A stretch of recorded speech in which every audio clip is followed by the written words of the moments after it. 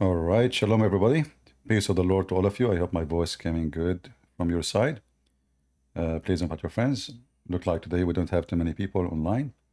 Maybe because it's Friday and Muslims are doing their homework, which is making babies. Usually they do it in Thursday. Is the voice coming good?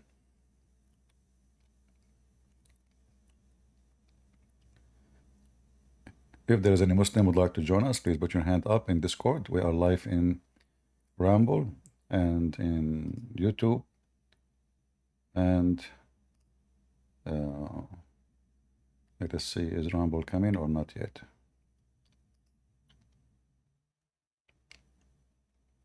Yeah, it's working.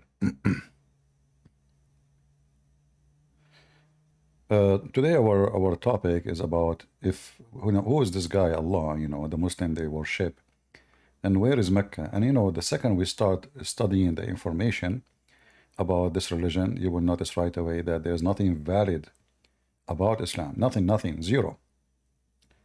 There is no historic record of such a called Mecca. And we have historic record of Allah for sure. I mean, this is a very ancient God. He is the moon God. But today we will try to find out how the Muslims they can give their definition to their God and how they can locate their Mecca. So if you are a Muhammadan who would like to join us, feel free. So we can see together. Again, we want Muslims to join us. For always we like you to hear the other side of the story. And let us share our screen with those people in Discord so they can see the screen too.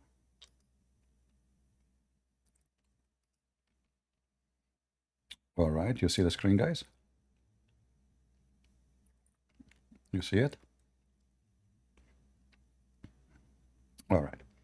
So if you are a Muslim, like as you see now in the Quran, it mentioned the word Mecca. But where is this Mecca located? How we know where this Mecca is? So we will try to find out where is Mecca is, and we will go from there if the Muslims can prove it to us. Do we have any Muslim can show us where is Mecca is located?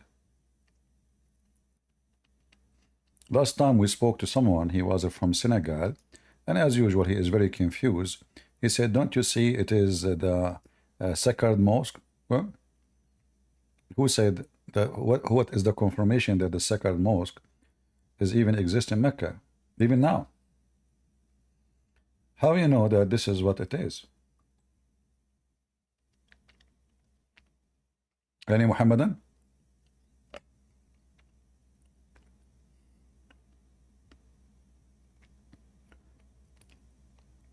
Who is a Muslim would like to join us? Don't forget to subscribe if you are new to our channel, and don't forget to unsubscribe if you are an old customer, because we like the new ones better than the old ones. You don't want someone like Joe Biden.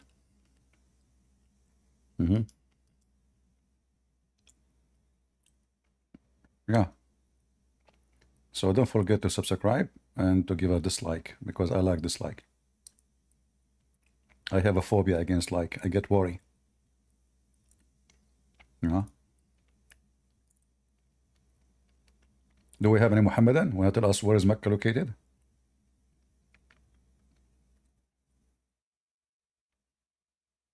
I can assure you that Muslims cannot tell us where is Mecca. Not only do not know who is Allah, they cannot tell us where is Mecca.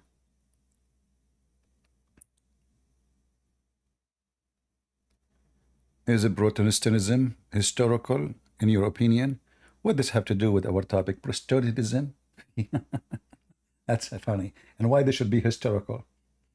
Like somebody told you that they are coming from before time? You are just silly. Do we have any Abdul would like to join us and tell us where we can locate Mecca? Anyone?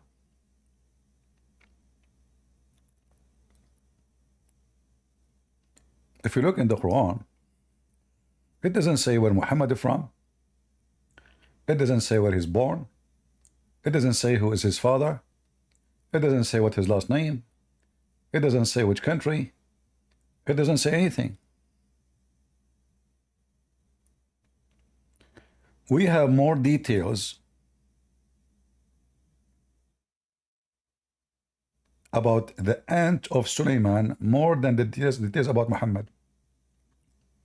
We have more details about Zulqarnain, the guy who found where the sun set, more than Muhammad. Who is Muhammad? If we go and search in the Quran, watch with me. I will type the word Muhammad. Okay. This is Muhammad. All right. Nothing in those verses says who is Muhammad. Muhammad is the messenger of Allah. He is evil on the disbelievers and merciful to the believer. That's it. Criminal. Okay. Second verse. Muhammad have no babies. Chapter 33, verse number 40. Thank you very much. Muhammad is cut off. He don't have a private part. What? But who is Muhammad? Other verse. Chapter 3, verse 144. Muhammad is just a messenger, and all messengers before him, they pass away. And the translation here is false. You know, they say many messengers. That's a lie. It says all the messengers before him, they died. قَدْ خَلَتْ مِنْ قَبْلِهُ الرُّسُلُ. As you see here. All they pass away, which is a contradiction for what the Quran claims about Jesus, you know, being taken to heaven without dying. Okay, maybe we have a Muslim.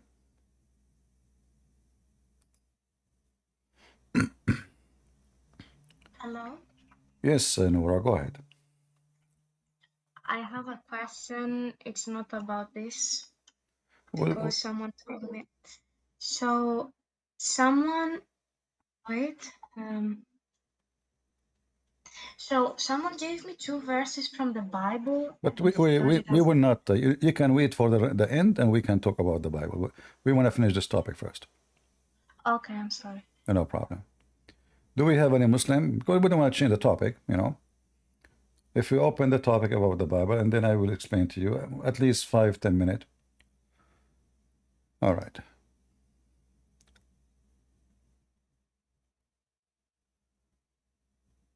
Guys, do you see my screen? Somebody says he cannot see it. I think you're watching CNN. Shiri? Oh, brother, I came to you before. I am Vakas. You're what? I came before here, Uh-huh. not here, but in your YouTube channel. Okay. Maybe you recognize me or not. I forgot. Anyway, what do you want to say to us, Shiri? No, my name is Vakas. You can call me Vakas. But I see your name in Discord now called Shiri. Okay, no problem. Shiri is something else. Okay, this is about Hinduism. Okay, Oh, no okay. problem. Okay, so what do you like to say? You are still Muslim now? Yeah, I am Muslim. Okay. Mashallah. Mashallah. You have to say Mashallah. Yes, of course. But this is funny because you just said Mashallah, which means Allah approved you to be a Muslim. Yes, of course. No problem. Okay, but What's the problem? so Islam is not what the Muslim they say. They lie to us and they say submission, because if you submit, it's your own decision, not the decision of Allah. When you say MashaAllah, that means this is the will of Allah, that you are going to be a Muslim. No. This is not about the will. The This is submission to Allah is my choice. what sha mean? Submission to What sha mean? brother. Sha. Listen. What sha mean? Sha. Okay, so the problem is that you can talk about now you want to talk about mashallah. No, but you just started with this, so I'm asking you what sha mean. You said mashallah. You know, for me, I go, it doesn't matter what Okay. you say to me, I'm going to use against you. When you said mashallah, I said to you, are you a Muslim? You said God yes. willed it. I said, why you are saying God mashallah? willed it. Okay, so now, what the word sha mean? Sha. Shah means will. Exactly. So you said to me that it was the will of Allah. When you said to me, I said to you, still Muslim? You said, mashallah, yes, I'm a Muslim, mashallah. So this was the will of Allah. So this is not your will. No, this is my personal will, but No. Allah knows that. No, because you just said, you yourself, you said, mashallah. Of course. Listen, brother. I will give you the answer. Of course, he is the authority. If he give me a will, No. This is not about the authority. We're not talking about the police station now. We are talking about who is the one who make you a Muslim. Was it your choice or it was his choice?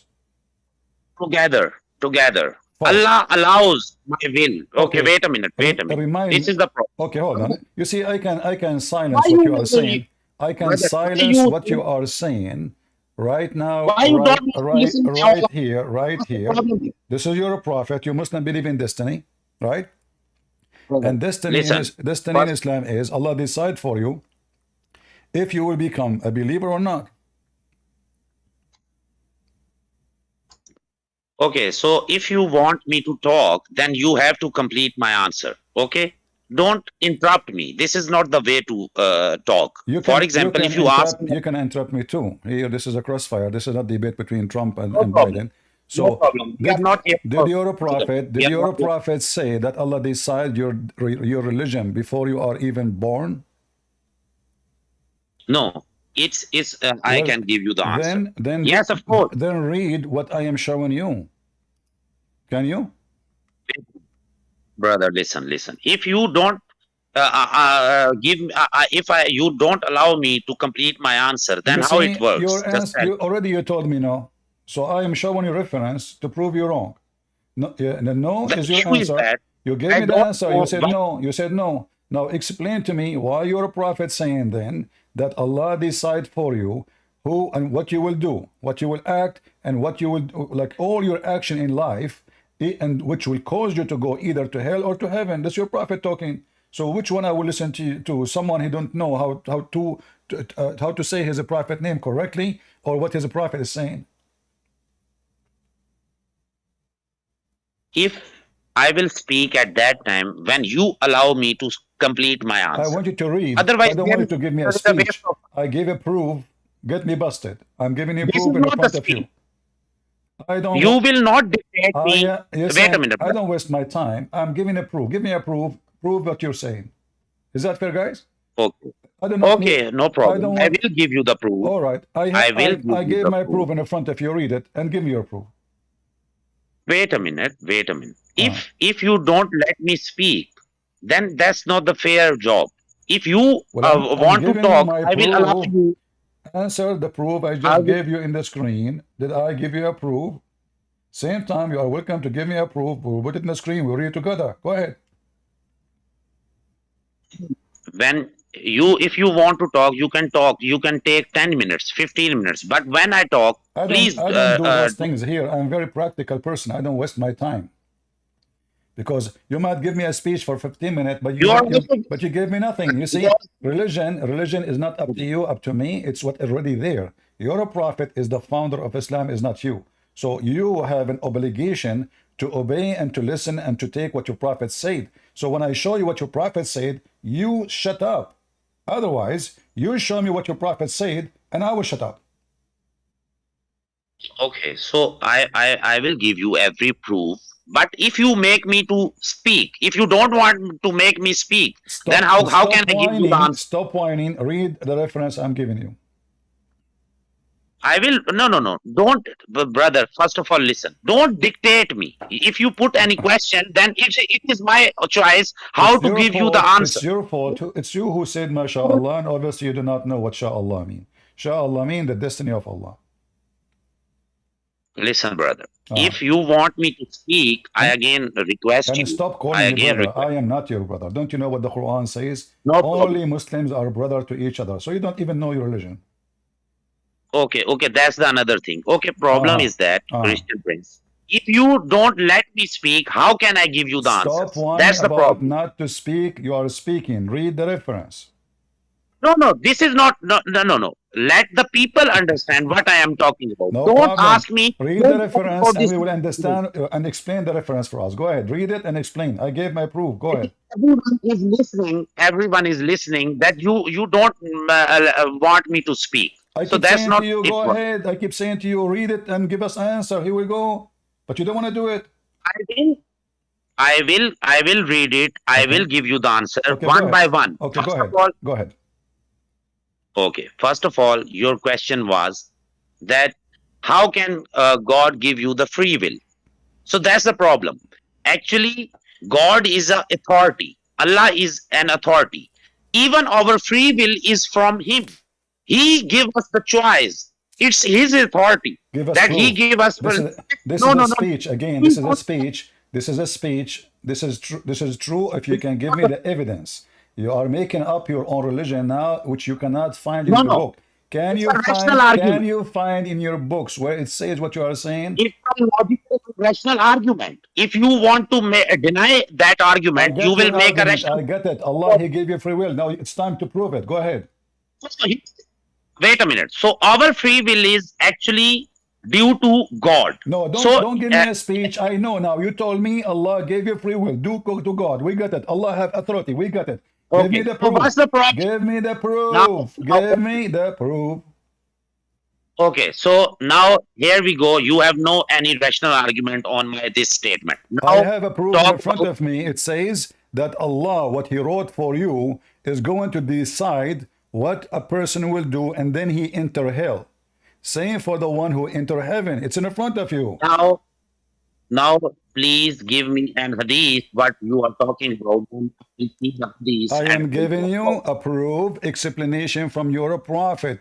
Are you saying that your prophet is an idiot? He do not know what he's talking about. no, no, no. Listen. Don't do blasphemy. I never say yes. Then I never read what your prophet says. By the one beside whom there is no true God. say Verily one of you and would perform the action of doer of Jannah. Enter, there brother, is listen, only one cubit between him and Jannah. When brother, what is ordained would listen. You come can to just listen. pass, Don't do and he would perform the actions of the inmate of hell, and he enter it. Do you see it? So it's Allah who dictates for you what you will do, and He dictates where you will go. It's not about authority only. It's about He decide for you everything. Your action is not your action. It is what Allah He ordained for you. Do you know how to read? Read it. Okay. So now I want to tell you, this is my turn. Don't interrupt me. Whether you like answer or not, but don't disturb me. Okay, everyone is listening. So first of all, the problem is that Allah, Allah can change our will. Allah can change our. Take a hike. When I call Muslims potato, don't say I'm insulting them. They are a bunch of potatoes. I have to repeat the question 1,000 times. It's in front of you. I have tons of proofs.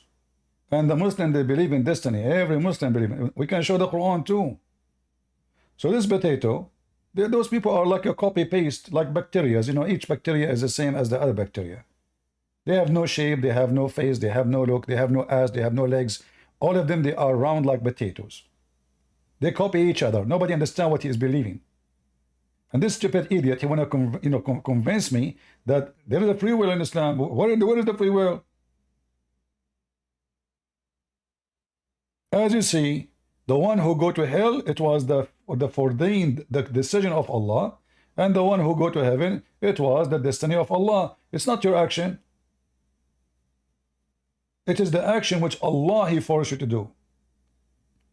So you want to give me a speech and give me your philosophy? You are under the influence maybe of the Buddhists, of the Hindus. You think you are better than the Hindus? Hindus are better than you. Way better than you.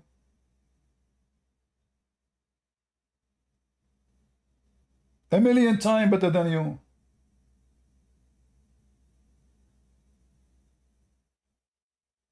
In fact, your God himself is a Hindu. Your God could not resurrect a person who is dead without the power of the cow. This is why you have the biggest chapter in the Quran is called the chapter of the cow.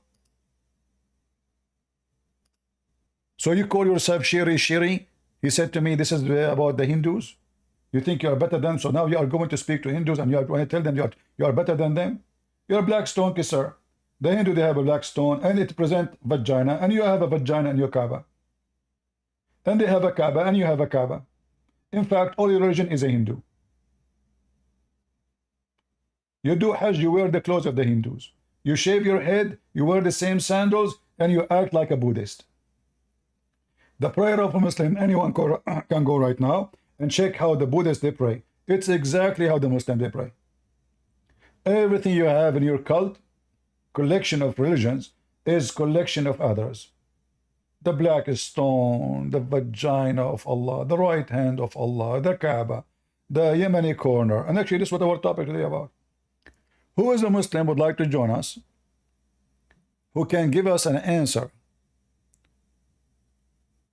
Huh?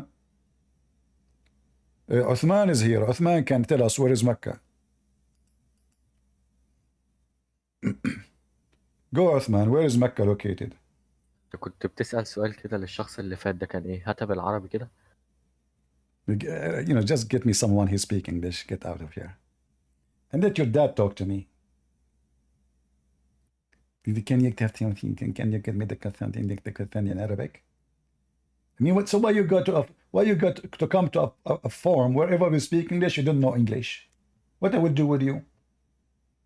Use you as a toilet papers? Do we have any Muhammadan here dare to come? Bring your parents. Give me the question in Arabic. Give me. You don't even speak Arabic. Egyptian boy, the slave of the Arab. Do we have any Muhammadan would come and tell us where we can find the so-called Mecca? Is that a Hindu city? Is it a Buddhist city? Where is Mecca? Anyone?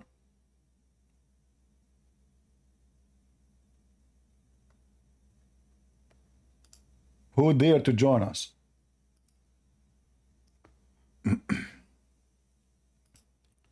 Mayday, mayday. If you think you can make it, just make it. Make it happen, Abdul.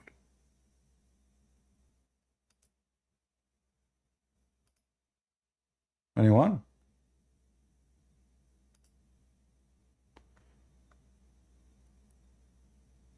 If no Muslims will join, then we will start putting the laundry of Islam on the screen.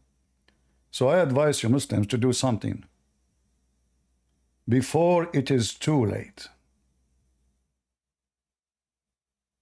Anyone?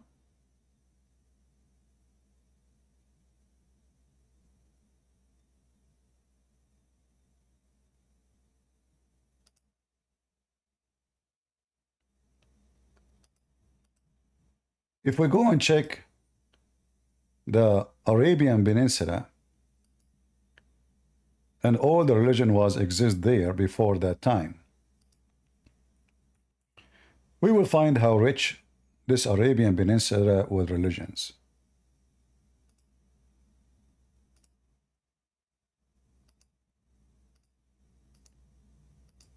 Those pictures you can obtain from the internet, nothing special made by me.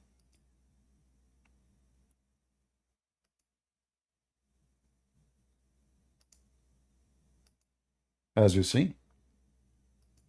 خرجني ليه يا الأحمر انت؟ هلجعش صنف متعة.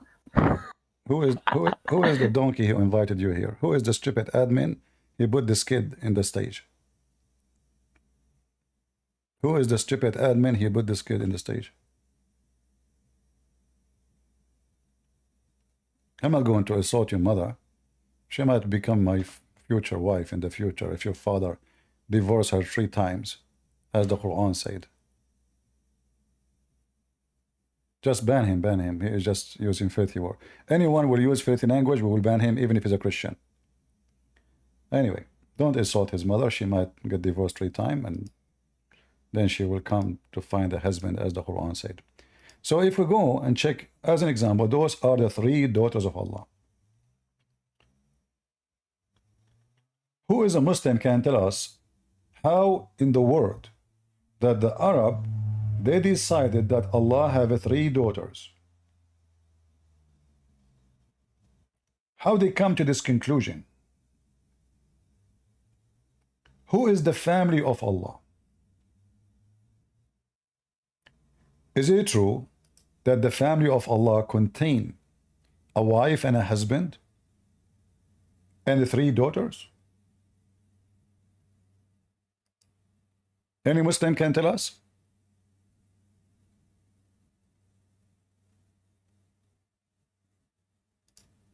Any Abdul?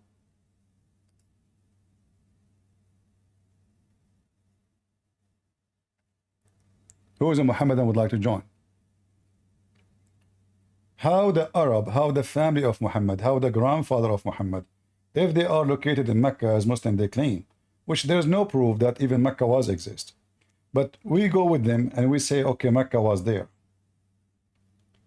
How and why the people of Mecca worship a God, have a family?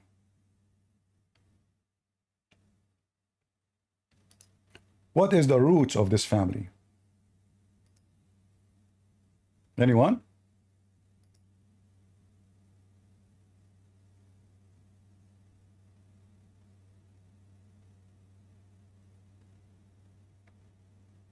Any Muhammadan have the courage and the knowledge?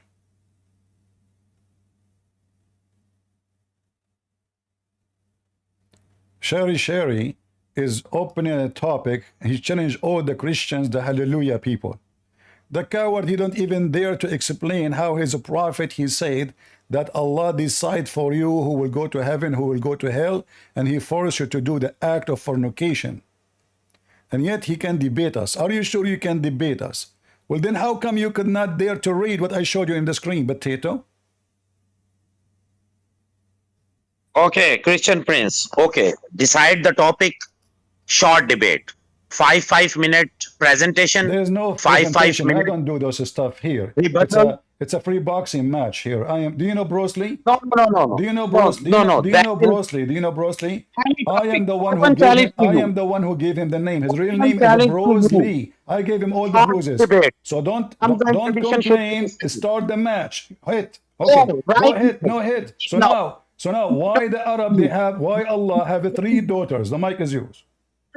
To you, open challenge to you. Right now, here you debate I with me. accept the challenge. Here we go. Why Allah have 3 daughters? The mic is yours. Let the topic decide, Christian Prince. If you are not a coward, Why Allah then have 3 daughters? The mic is yours. okay. So you want to talk about 3 daughters of Allah? This is the topic from Yes. you. Yes. Okay, so the topic should be Our topic. the topic should be We are trying to find who is Allah and why He have a family and who is the wife. The mic is yours. topic should be Christians God son versus Islamic God daughter. Okay, We can go there after we finish this. Go ahead. Christians. No. This is the this is how it works. Christians God son versus Islamic God daughter. Hold on. I want to ask you first before you start. Do you know what the Christian believe? Because in order to debate the Christians, you should know what the Christian believe. So when the Christian they say they believe in the Trinity, what is the Trinity? Trinity. You are a believer of Trinity. Okay, Trinity versus Islamic I'm God. asking you, in order to debate me about Christianity, you should have a basic knowledge in I don't Christianity. know. So what is the Trinity? Do you know the basic knowledge about Christianity? What is the Trinity? The Christians are pagans. They just put the stone and they pray in front of stone. they make the Jesus died and they pray there. This is So the all the so this is the Trinity now. no, Trinity is something else. I'm asking you, God. what is the Trinity? And I will respond about what you said, so everybody will laugh at you. What is the Okay, so Trinity? What is the Trinity of the Christians? What is the Trinity of the Christian? Hey, listen, don't act like a woman in the delivery room. Your legs is open, but there's no baby is coming. Listen, potato. Here you are talking to a man. You Don't have make any me repeat the questions? question 1,000 times. So now, what is the Trinity? Open. Why you are running from challenge? What Why you? is the Trinity? I'm asking you, what is the Trinity? No problem. It's my presentation. I will talk What about Trinity. presentation, you You son will. of Muta? Even this one need a presentation. Get out of here. Even this one need a presentation. What presentation? Potato. He is terrified. He didn't want to give me any answer for anything. Like, you know, the Muslim, they made an article about how to debate the Christian Prince. Number one rule, never say yes, never say no. If he give you a question, ask him, what do you mean? If he explained the question, tell him I did not understand. If he explained it again and it's so clear, tell him I have to go.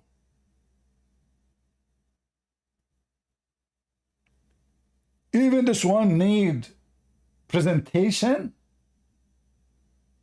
Tell your prophet about the presentation. The angel came to him, he starts squeezing him. Shouldn't he present himself first? Hello, Muhammad, assalamu alaikum. Let me show you my ID. My name is Jibreel. I am the angel of Allah. Listen carefully. I'm going to squeeze you 3 times because I'm looking for oil. So please be careful not to let any liquid come from your penis or your anus, because the squeeze will come so hard. Tell your prophet to make a presentation of his story, the most stupid story ever. Suddenly somebody came to him. He did not even say assalamu alaikum. He started squeezing the guy. And your prophet, because he was a homo, he did not even say to him, stop touching me.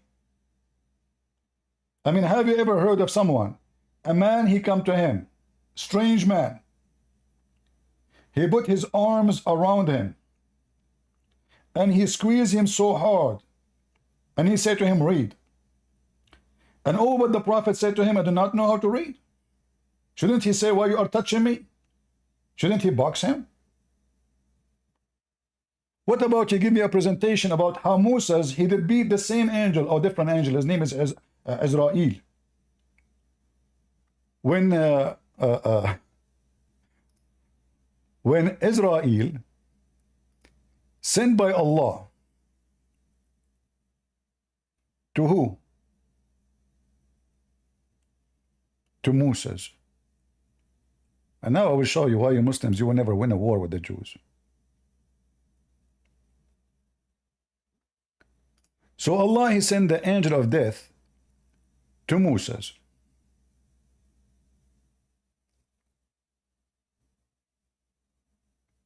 And he said to him, Allah sent me to take your soul.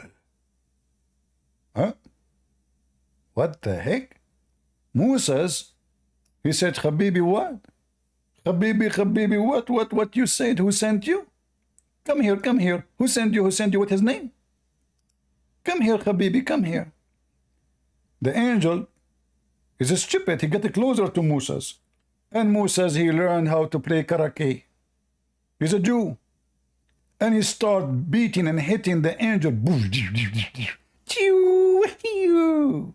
And then the angel Jibreel, he went to Allah and he lost his presentation.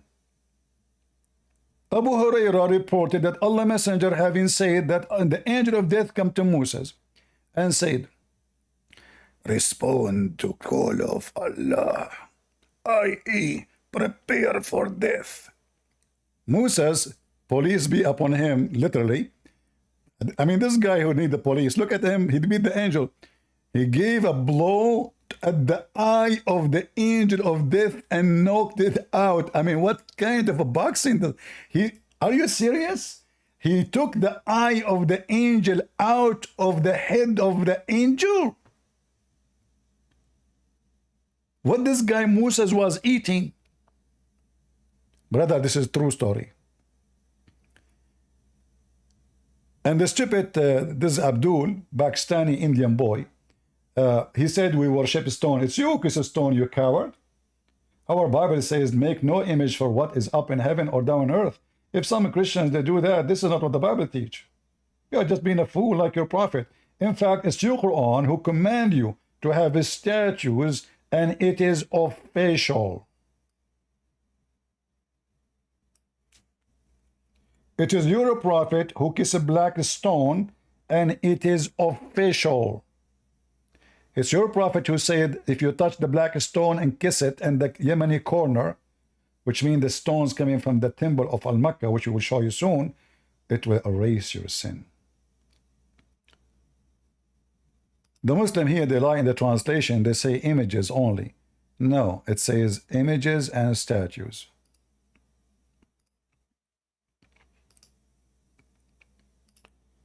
Never believe a Muslim translation. Do you see it? That is your religion. Since when statues in Islam is forbidden?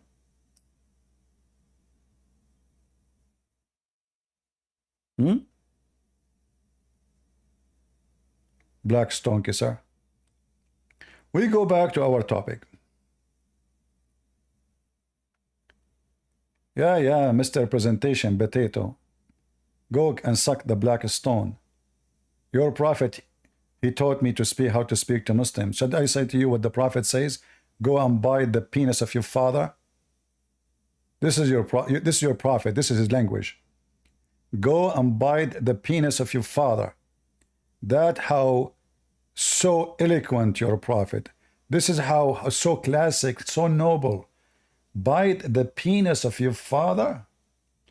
Well, I cannot say that to Muhammad because nobody knows who is his father, including him. Now, going back to our topic. Let us close some pages from yesterday.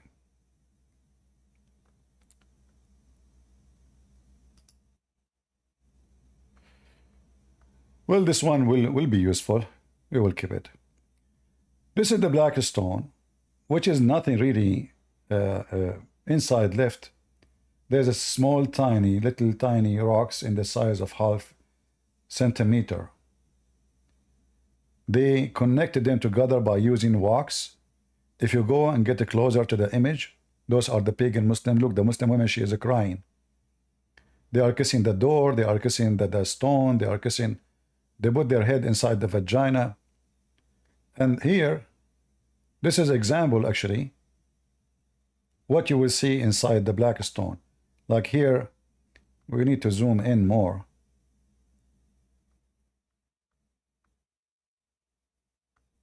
I'm trying to find a stone, a big picture, so we can show you.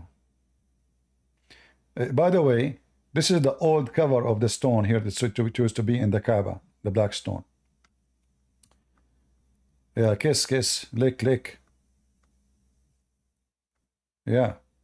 So look, do you see now? This is a video, but I cannot play it because it might have a copyright of it. This is what you see. You see that in the left picture, you will see little tiny black stuff. Those are the black. This is the stone. All the rest is wax. And this is additional proof that Muhammad is a fraud. For he claimed that this black stone is going to witness for the Muslims in the day of judgment. And the stone we are talking about is the whole thing, not this little tiny one. Those is what left. This is what is left. Al-Qurmuti, the one who is from the Shia sect, he invaded the Kaaba.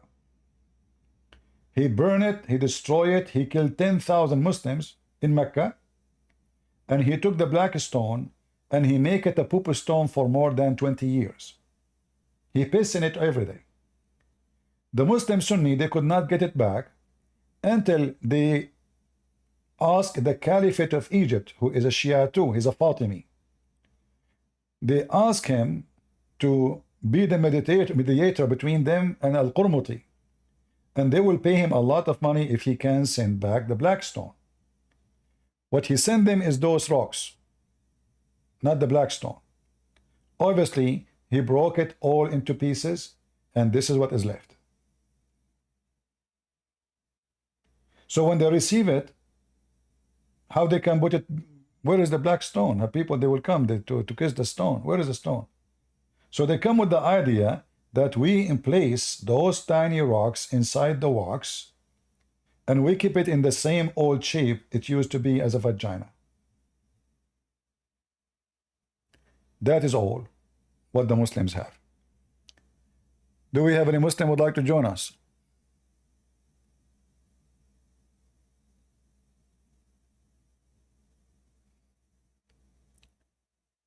C, are you a Muslim?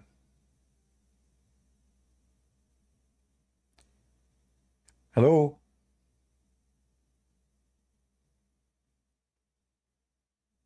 Are you there? Yes, yes. Can you hear me? I hear you. Go ahead. Are you a Muslim? Yes.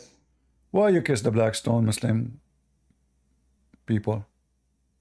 Only Huh? it's a gift by Allah. I don't understand. What? It's a gift by Allah. It's a gift by Allah? If there is any evidence that this one, you call him Allah, he sent the stone? Do you have any evidence? Historical evidence or what evidence are you talking? How you know that Allah he sent this stone? In order to know, you have to have evidence. Where is the evidence of what you claim?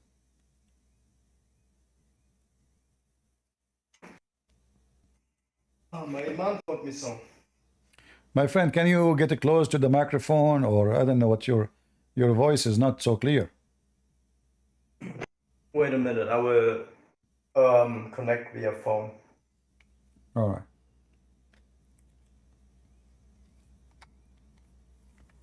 Do we have any Muslim he knew why you Muslims have little tiny black tiny stones and the rest is wax and the shape is a vagina?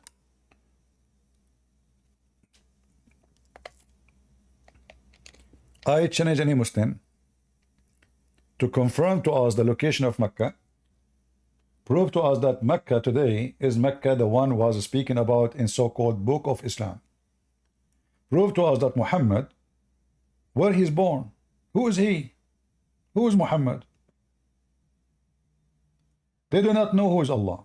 Allah is an ancient name of an ancient God, which is the moon god. The Muslim, they stole it from other nations.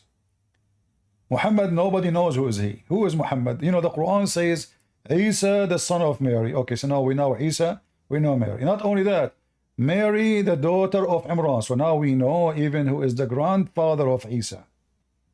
Who is Muhammad?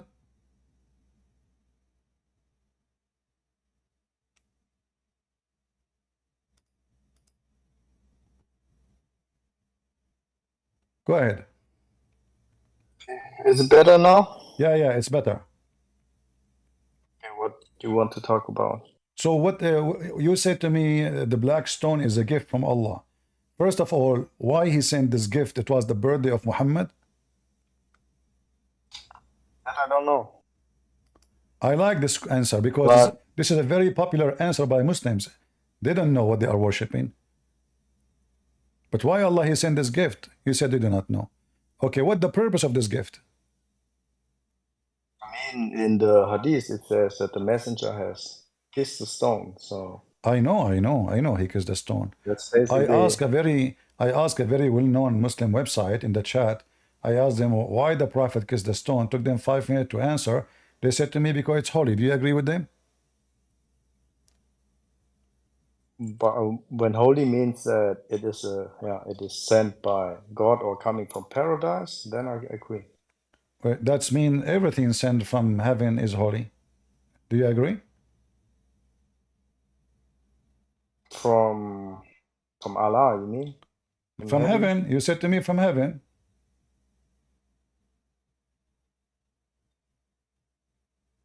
Yeah, I would agree. Okay, but that's mean Adam is holy. Eve is holy. Shaitan is holy because Shaitan was in heaven in Islam. I mean, Adam was a prophet, right? He's prophet to who? What do you mean prophet to who? I mean, there's only one guy and his wife. He was a prophet to who?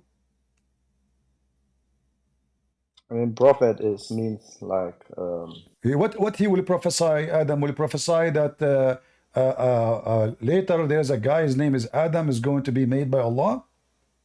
Give me one prophecy of a prophet Adam.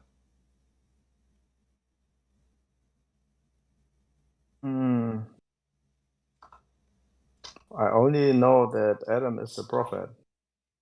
Yeah, because you copy paste, but you never. But why you don't think about it? Think about it for a second. If somebody is a prophet, shouldn't he prophesy? Okay, I'm a prophet too. What do you prophesy? You know what? Let me tell you what I will prophesy. Something nobody knows. Yesterday, Trump, he will debate Biden, and he will win the debate. Yesterday, this is a prophecy nobody knows. So what the prophecies of you're a prophet is a false prophet. You Muslim, you made everybody a prophet. Even Zulqarnain, Alexander the Great, he became a prophet. I mean, Jesus was also mentioned as a prophet and a messenger. No, there is nowhere the Quran mentioned Jesus. Can you show me where in the Quran says Jesus? If you can show me where Jesus is mentioned in the Quran, I will shave my beard. Or Isa. Who is Isa? Which was born from Mary, right? Who is Mary, the sister of Aaron? No, it's not the sister of Aaron. What? But Aaron and Moses, they exist thousands of years before Jesus. No. I know this chapter, this verse, and it's mentioned. Yeah, it's one at one time. It was mentioned. Okay, this Mary from thousand. I don't know which time before Jesus. This Mary, and the other Mary, which has born Jesus. And how the father of Moses? How the father of Moses became the father of Mary?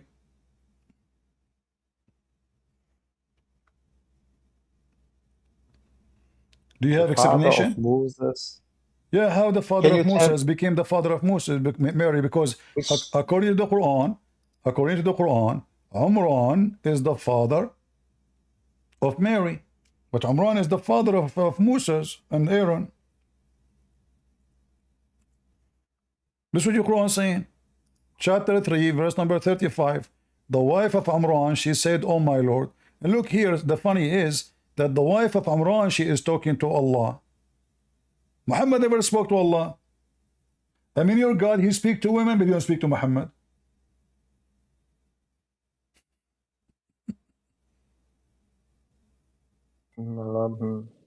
Where is the guy Imran in the story? What he did?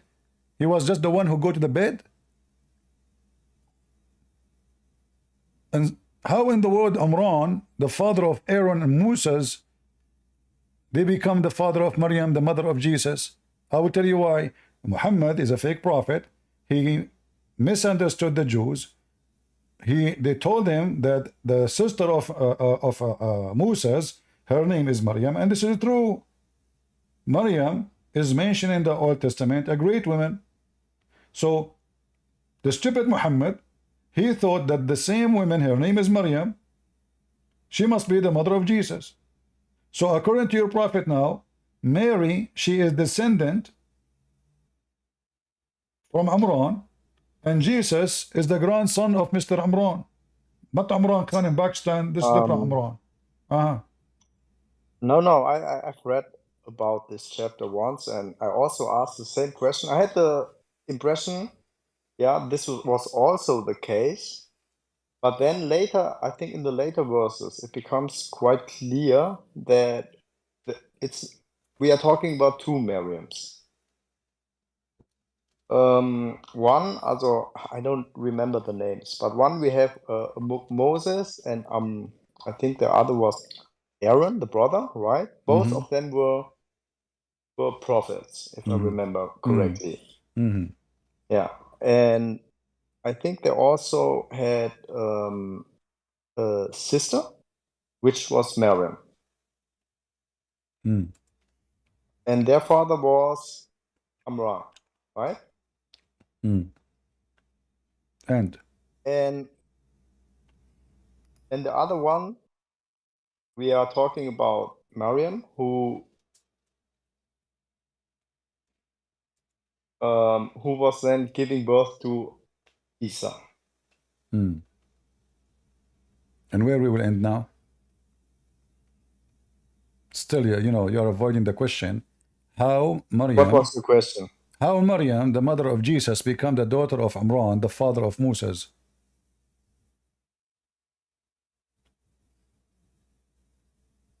As I said, we are talking about two different Mariams, and not the No, Mariams, according to your not the prophet, one Mariam. according to your prophet, they are one person.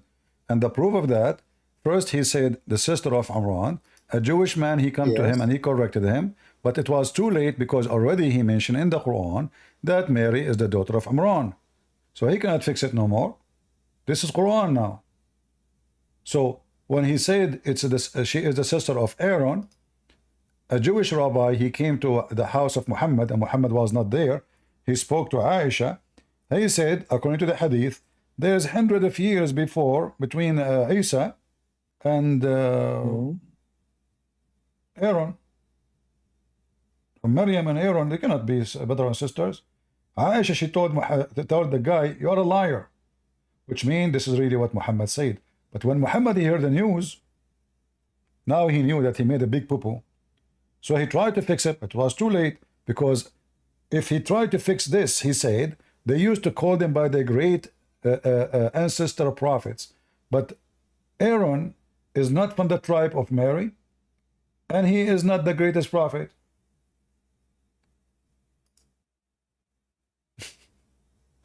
So now we have two places proving that Muhammad is a fraud. One saying Mary is the sister of Aaron, chapter 19, verse 28. And the other one saying that Mary is the daughter of Imran, chapter 3, verse number 140, sorry, 35. 35? Yeah. Chapter 3, 35.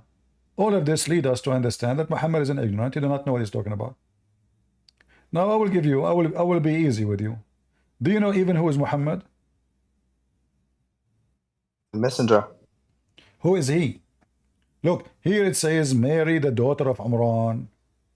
Okay. Mary, the sister of Aaron. Wonderful. Isaac, the son of Abraham. Okay. Jacob. Okay. Who is Muhammad?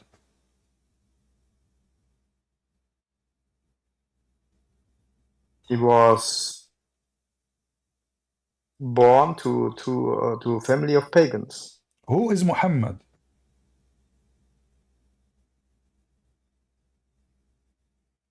What do you mean by who? Mary, the daughter, the sister of Aaron, the daughter of Imran. His family tree. Listen, based on the Quran, Jesus is the son of Mary. Mary is the daughter of Imran, the sister of Aaron. Look how many names explain to us who is Mary and Jesus.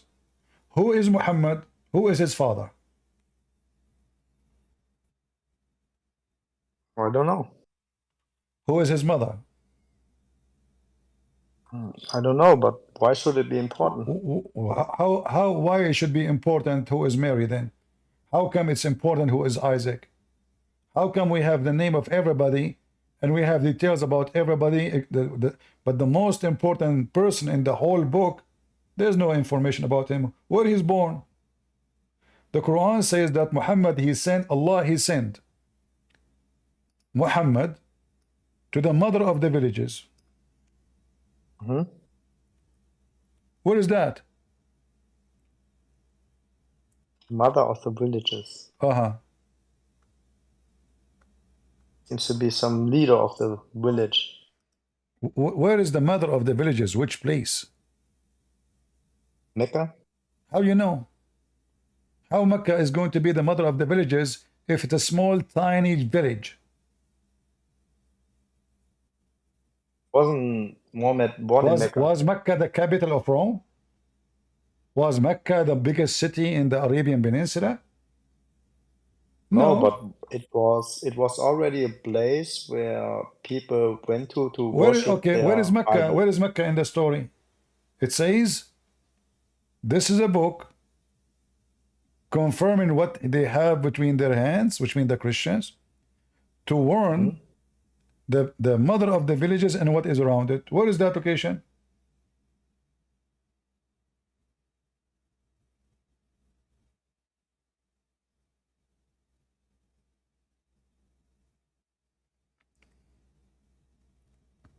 Mother of villages and those around her, those Huh?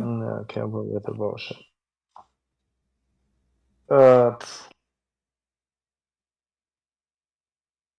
Is it? We are talking about the person here. We are The talking about mother of what? the villages. The mother of the villages.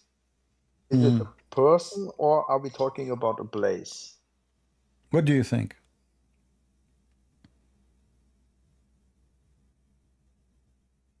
That's a good A question. place. That's a A good place. question. Why in In the this, word he want to use the term mother if this is, you know, I think it's a place. Also from logical, yeah, logic, it you know, should this is be what a the Muslim place. they say. This is what the Muslim they say. But no problem. But why it is the mother? Why not the father? Ah, because Makkah is a female. Do we agree with me?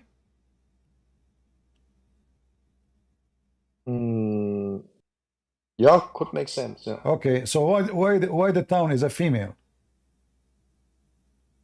I don't know because, for example, we also say that the state is the father.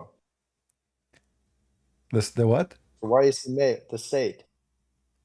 The state? What state? Yeah. What state? For example, I come from Germany, and we also say father state, or yeah. So you are saying it's a language thing? Yeah, it could be a No language problem. thing. Still, Yeah. where is Mecca now? Where is Mecca? Where is this mother of the? Let us assume that this is Mecca. Where is Mecca located? Where is Mecca located? Huh? Geological. What geological? There is no proof of Mecca existence ever. There is no book in the world mentions such a city or a town. Nobody. We have tons of historians. Nobody mentioned them. In fact, the Quran, if you know, Maybe Mecca was not called Mecca at the time. Maybe it was not Mecca. Okay. Look what the No, it Quran was says not here. called Mecca. Even the Quran is not sure about the name of the city. The first book, the first house built for Allah was in the city of Becca. It doesn't say city actually, it says at Becca. Becca, but it means Mecca, right? No. How that it mean Mecca? I mean this at this place there was the stone, right? So what I think. Have you ever heard? I will make it easier for you. Have you ever heard of a temple? It's called the Temple of Mecca. No. The Temple of Al-Mecca is a very well-known temple in Yemen. You never heard of it? Of Mecca. Isn't it the same as the Great Mosque of Mecca? It is a temple for the moon god. It is a temple for the moon god. The home to the Kaaba. So where the Kaaba is? No, it is in Yemen. You are talking about Mecca today, right? Yeah. Okay, I'm talking about the real Mecca. The real Mecca never was in that location. The real Mecca is the temple of Al-Mecca. Al means that. Mecca is the exact name. The temple of Al-Mecca is the temple which is located in Yemen, which is a temple for the moon god. You know, when I said long time ago, this is the temple of the moon god, at that time the scientists, or supposedly the researcher, they were saying no, it is the moon god. Lately, they fixed their mistake and they agree they made a big mistake after they were able to read the writing, which is a very ancient writing. It turned to be, I was right. This is the temple of Al-Mecca, which is the moon god temple. And this is where Mecca is.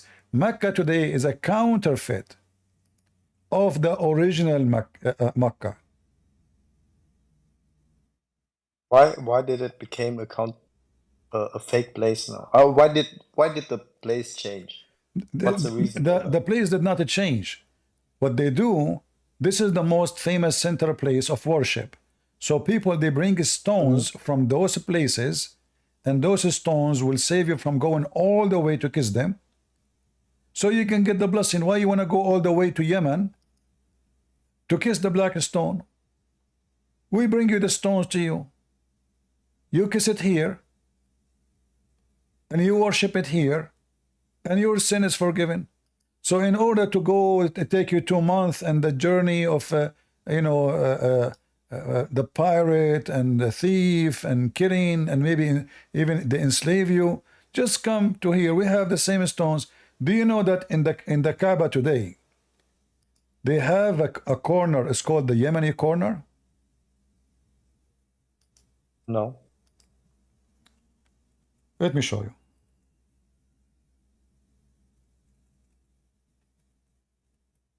So basically, your point was, okay, they changed the place to the current now Mecca because it's easier to They reach. did not change. They did not change the place. This is not a place to change. No, they just build a new place of worship, copy the name of the original Mecca, and they brought some stones. They brought some stones from that place, so people they will come and receive the blessing of the moon god Allah. So if we go right now, is there some? Okay, can you show me some historical evidence that this was no done? problem, no problem. Give me a second. I will try to show you some pictures too. You can go right now and search for the Yemeni corner in the Kaaba. Yemeni corner in the Kaaba. Yemeni corner. Right away, you will see that the reason it's called Yemeni corner is very simple, because simply they brought stones from that place. This is why even they look different. Those stones look different from the rest of the building of the Kaaba. So they brought a few stones. Yeah, they brought a few stones, and they claim that those are coming from the temple of Al-Makkah. So now, if you kiss them, it's the same as you went all the way to Yemen to do the ritual to worship the moon god there. So you do not need to go all the way to Yemen. You come here. This is why it's called Ar-Ruknul Yamani, which means the corner of Yemen. One corner have a black stone, and one corner have those stones. The black stone. God. Huh? Yeah. Yeah, this is the moon god. You can go. You can go right now and search for the Al-Makkah temple. Al-Makkah. Just take that. I've just searched. Yeah, it says that the Yemeni corner is so named because it faces the direction of Yemen. It is located on the southwestern side. That's false. What direction? You can see that they open the hole in the wall so people can kiss it. If this is for direction only, they will not open the skirt of the Kaaba. No. Let me continue. It is located on the western side of Kaaba, adjacent to the black stone corner. So basically, doesn't it show to Yemen? Also the direction to Yemen, so it also says, okay, it comes from Yemen. Okay, so those stones are coming from Yemen, and now we do not need to go and worship in the true Mecca, which is in Yemen. So the true Mecca is not the one is in Saudi Arabia, and you will notice that both of them, they have exactly the same name. They have exactly the same name, Al-Makkah. This moon god, you talked about these 3 daughters of Allah. Wasn't this the daughters of the moon god? The 3 daughters, the sun god, the moon god, he married from the sun god, not the sun. See, there is people, they confuse between, when we say the moon god, they think we are talking about the moon. No. The moon god is not the moon. The moon god is the god who is in control of the moon. The sun god is not the sun. The sun god is the god, the goddess is a female who is in control of the sun. Yes. And because so the 3 daughters and the Arab, because they consider female as a bad thing, so they decide and even people before them in the Middle East, that the sun god is the harmful one because she is the female. This is why she is the one who killed their crops. She is the one who make their water disappear. She is the evil one, you know. The male god is Allah. He is the moon god. He is the god when, you know, he make our night nice. We sit outside in the heat. We will not be burned in this crazy sun. So the sun god is a nice god. The moon god is a nice god. The sun god is the evil one, and that is the female. So the moon god married from the sun god, which is a female, and they have 3 daughters, which is Allat and Al-Uzza and Manat. 3 daughters. Yes. Okay, and for example, in chapter 53, verse 19 and so on, it says, it mentions those names, right? And then it also says in verse 23, these are nothing but names which you have devised, you and your ancestors, for which Allah sent down no authority. They follow nothing but assumptions and what the ego desires, even though guidance has come to them from the Lord. So basically what it is saying that, okay, these don't belong to the Allah, that to the God that is mentioned in the Quran. I will tell you why Muhammad, he, or so-called Muhammad, he don't want the 3 daughters of Allah to belong to Allah. Because Allah... Because they are females. Because they are females, Allah. exactly. So all the idea the Quran reject, are you going to worship the females? So the female is not the same as the male, even that in chapter 3 verse number 36. And then you will find that Allah, he said clearly, the one they are worshipping is nothing but females.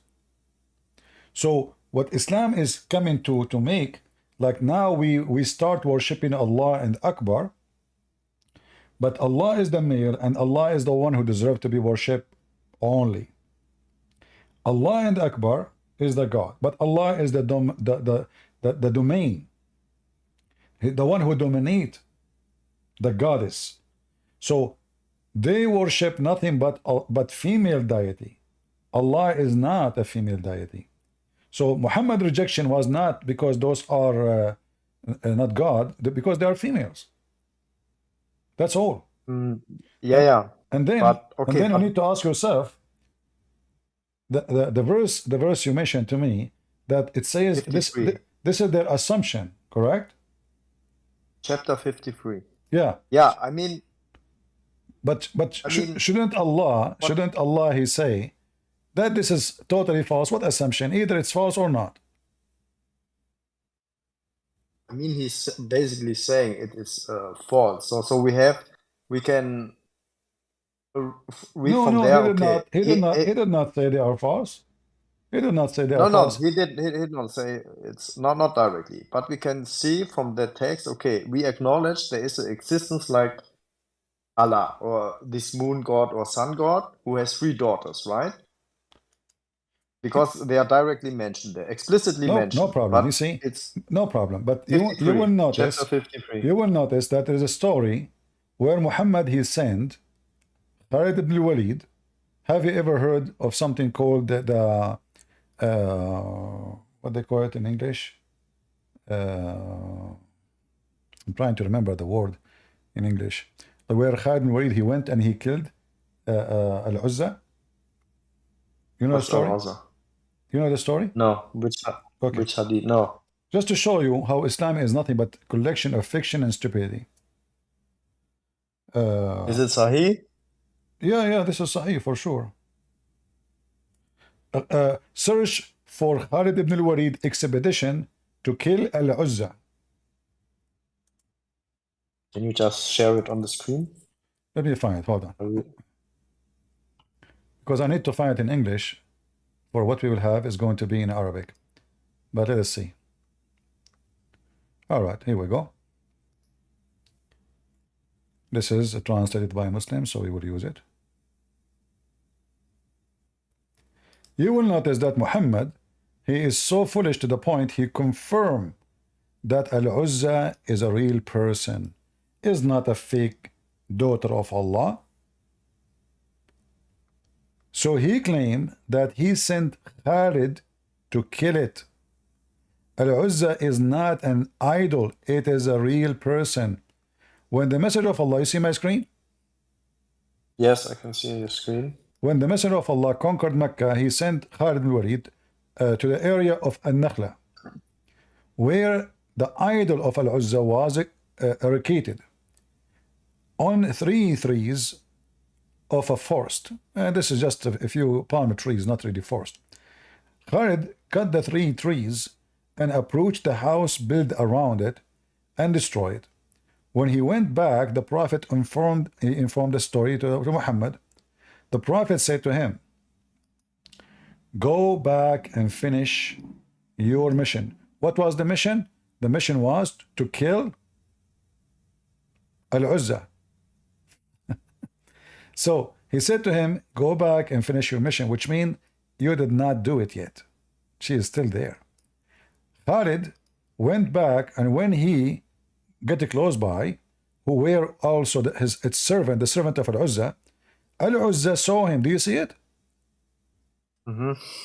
Al-Uzza saw him, they started invoking by calling Al-Uzza. When Khalid approached it, he found a naked woman whose hair was untidy, and who was throwing sand on her head. Khalid killed her with his sword, and he went back to the Messenger of Allah, who he said to him, that was Al-Uzza. Do you see it? Yes. So is Al-Uzza, according to Muhammad, is an idol or a real person? I mean, according to this story, it is, yeah, a person. So how Al-Uzza is a pagan god, but yet it is a real woman? I mean, even in the when I open Wikipedia and so on, it was a goddess which was worshipped in the pre-Islamic time, right? So it's No, I'm not talking about this now. I'm a little bit confused. No, focus with me. We're trying to find out if Allah, the God of the Arab, the moon god, truly he have 3 daughters, or they are fiction names. Like the name of Allah is a fiction name. According to Muhammad, he did not say this is the one who claimed to be Al-Uzza. He said that was Al-Uzza. Correct? So based on this, Allah truly he have 3 daughters, and Muhammad he claimed he just killed one of them. By the way, how did Muhammad know that she was not dead? Ask no questions. Ask no questions. Muhammad knows best. He is Allah. He is Allah himself. I mean, Muhammad, he knew anything. He can tell you even what the size of her bra, what the size of her panty. This is Muhammad. No, but isn't this fact also kind of surprising? I mean, he was not there at this place, but he knew, you see, I debate Muslims about what they believe, not about if the story makes sense or not. As you know, nothing makes sense in Islam anyway. In fact, I believe that Muhammad himself never exists. Who is Muhammad? We don't know. There's nothing about him. Even when the Arab they invade Jerusalem, in the books there, it doesn't say a prophet, his name is Muhammad. It doesn't mention anything. It mentioned that savage Arab, they came. No religion, no prophet, nothing.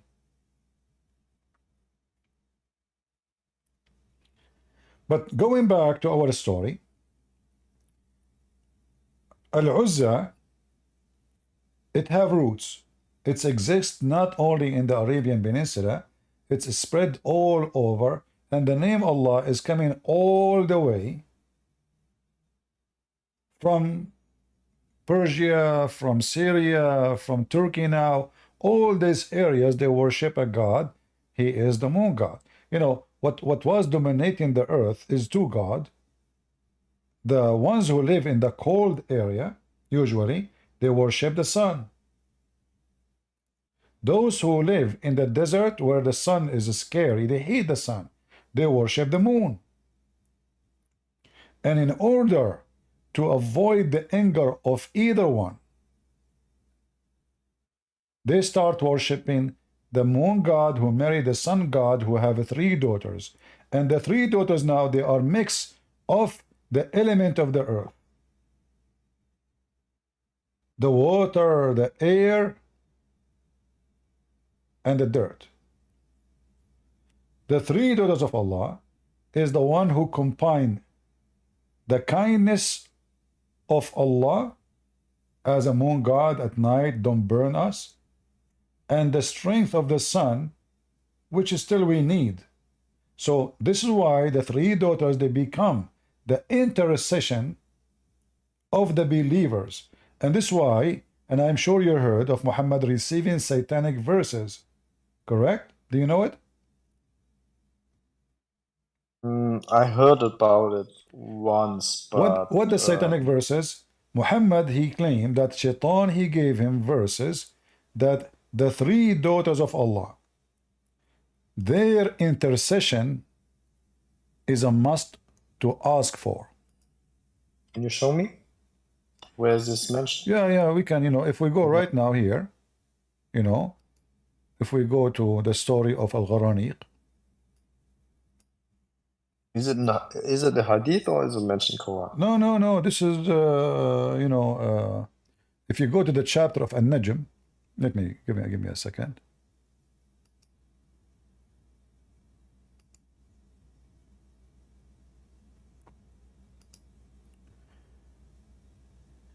If you go to An-Najm, you will see the following. Chapter? Yeah. Which chapter? 53, verse number 1. Your prophet was reciting the chapter of An-Najm. وَالنَّجْمُ إِذَا هَوَى. Let us see if we can find... give me a second.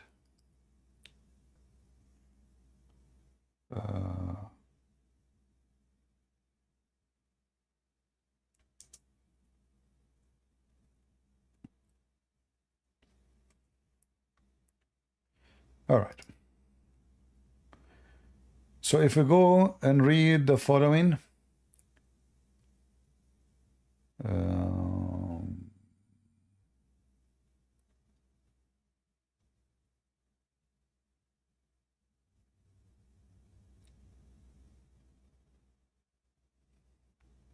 let us go to this verse here first. Then we will go to the interpretation. But this is supposedly Muhammad was reciting An-Najm. But the verse about it is mentioned in different place in chapter 22, verse number 52. Never we send, never we send any messenger, prophet before you, but when he recite revelation, Shaitan, he cast some falsehood in it. So the Quran confirm that Shaitan, he gave Muhammad satanic verses. So let's go first to chapter 22, verse number 52. Wait a minute, I want to, let me read it again. Oh, I will go back, no problem.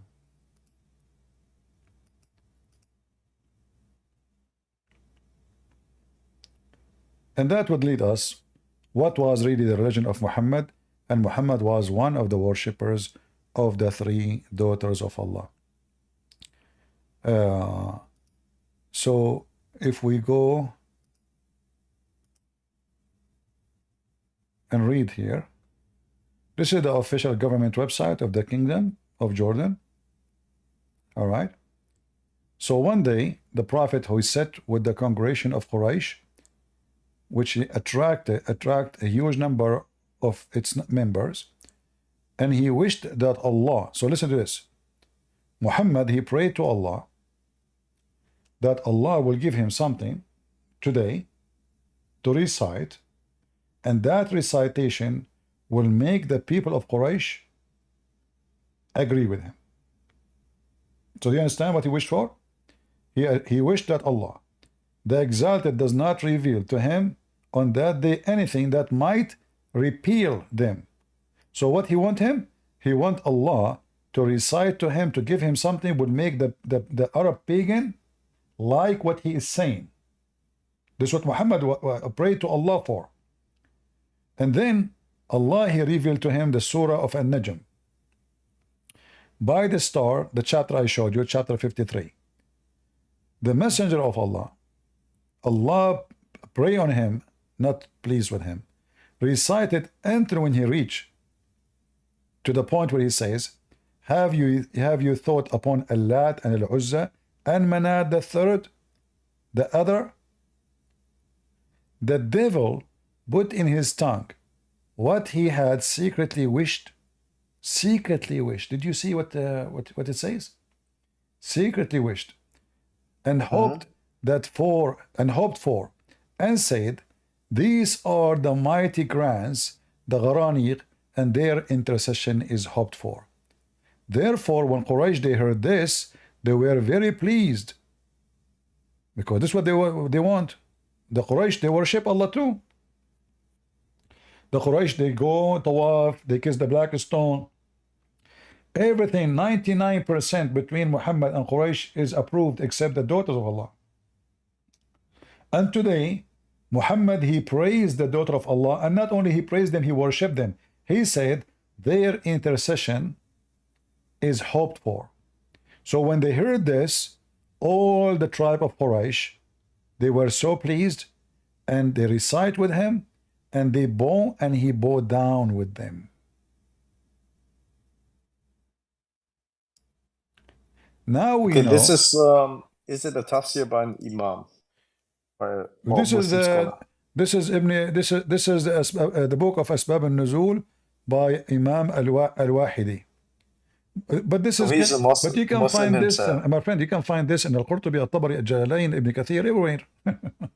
The same story. But he is a Muslim himself, I guess, right? Yeah. This is the official government website of the Kingdom of Jordan, my friend. Yeah. This is the Kingdom of Jordan. This is the website. Let me give it to you. This is the Kingdom of Jordan. This is not a joke. We can switch to any interpretation you want. We can go to Ibn Kathir. We can go to Al-Qurtubi. We can go to Al-Tabari. I believe you, but it just makes no sense that an imam himself would I mean, this is when it's true, or if we are just take it explicitly like this, it's talking bad about the messenger, right? Exactly. But you see here, so it makes no sense that a Muslim or an imam himself would talk bad about the messenger. Then he wouldn't be an imam. He's not talking bad. All the Muslims agree. Now the Muslims, in order to solve this problem, they deny it.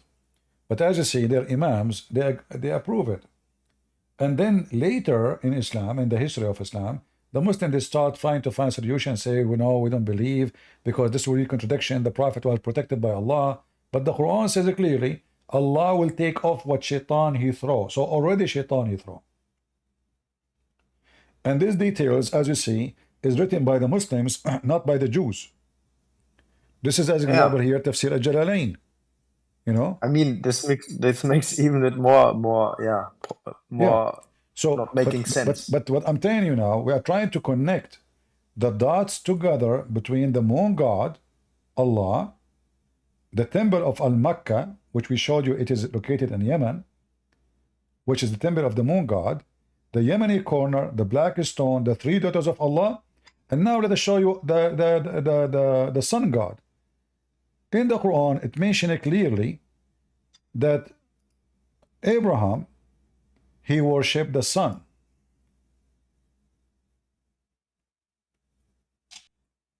Where is it mentioned in the Quran? When Abraham worshipped the sun, what he called the sun? He called it Akbar. فلما رأى الشمس بادغة قال هذا ربي هذا أكبر. Do you see it? But it doesn't mean that he's worshipping the sun. No, he said, this Just is my God. He said, this is my God, this is Akbar.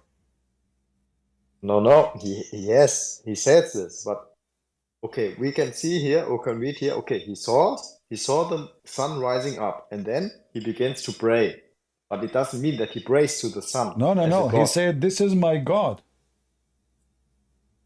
Where does he say this is my God? It's in front of you. When he saw the sun rising, he said, this is my God. This is Akbar. And the name of his God, Akbar.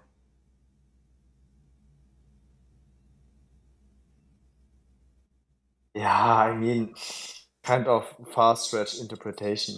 I don't know. What interpretation?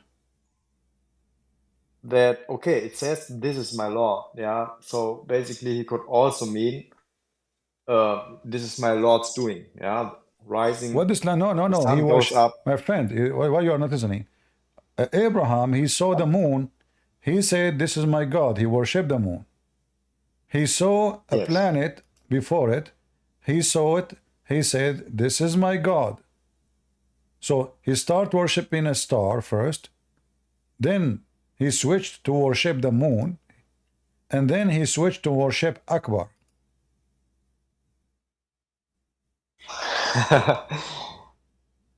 Also, what I can read here, read the full passage of the. My friend, Read the full passage. do you want me? Yeah, I don't know. You see, you wanna, I don't know. You know, it's I obvious. know this Anyone? passage. Okay, what is your language? What is your language? You said German. Should I switch to German language? You can switch to German. I've read this passage. Okay. And it's all In about, German, it's all in German, saying- it doesn't say that Abraham he worshipped the moon and we worship the sun. Yeah, just read the whole passage and also what's after. Then it's Did he clear worship- that he means Okay, all this creation. What do you understand? Did Abraham worship the moon? No, No. Okay. he worshipped it as a creation of God. No. How you can worship it as a God, a creation of God? No, he called it, this is my God. He said, Hada Rabbi, this is my God. Yes, I know. I can read it. I can read. Okay, listen. But What interpretation you like me to show you? no, don't just read the passage after that. So listen, I am telling you, this is what it's mean. If the interpretation agree with you, then you are right. He was basically he was looking for God. No, he worshipped the sun. He worshipped the moon, and he How called do the you sun. interpret? Oh boy, listen! I thought you are a decent person, and you want to play games, but look what's No, happening I now. don't play games. So Okay, why you so- assuming so that I play games? Why do So you what assuming that I about play we go games? and see the interpretation for the verse made by the scholars? Okay, Okay. let's read the interpretation. 677. Let us see. This is 6. And this is 77.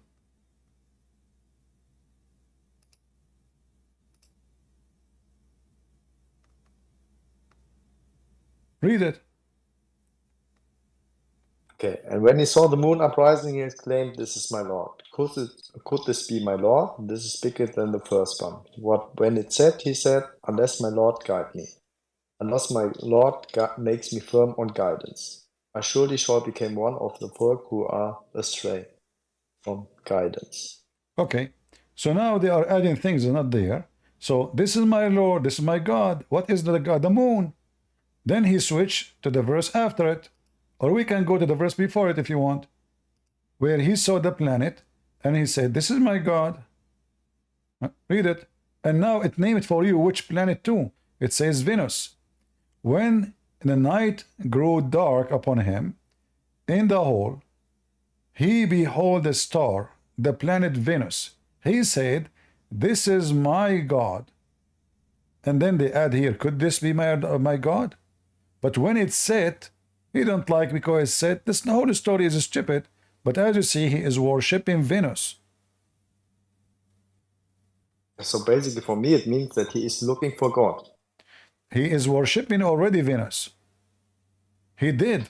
And He's when asking, could no. this be my Lord? This is addition. This is not in the Quran. Could he be my God? No, this is not in the Quran. He already Yes, said, yes. no, he already said, this is my Lord. He didn't say, could this be my God? He said, this is my God.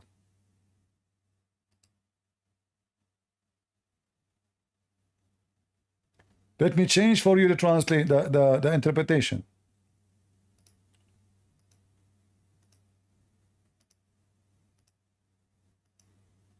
He We'll look worship up. for real. So when the night descend, when it dark become upon him, he saw a star, said to be Venus, and said to his people who were astrologers, this is my God, as you are wont to claim. But when it's set, when this appeared, he says, I love not those who said. The story is so silly. It looked like Abraham. He never saw that the sun set and rise and the planet, they go up and down. And now suddenly he don't like the one who disappear. So the story is very childish. But what I'm showing you here, that Abraham, according to the Quran, he worshipped 3 objects. One was Venus, one was the moon, and one was the sun. And the sun is the one called Akbar. Akbar.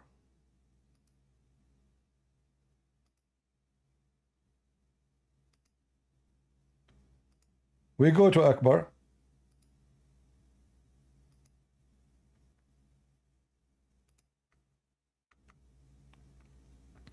When he saw the sun rising, he said, this is my Lord, this is Akbar, not a greater.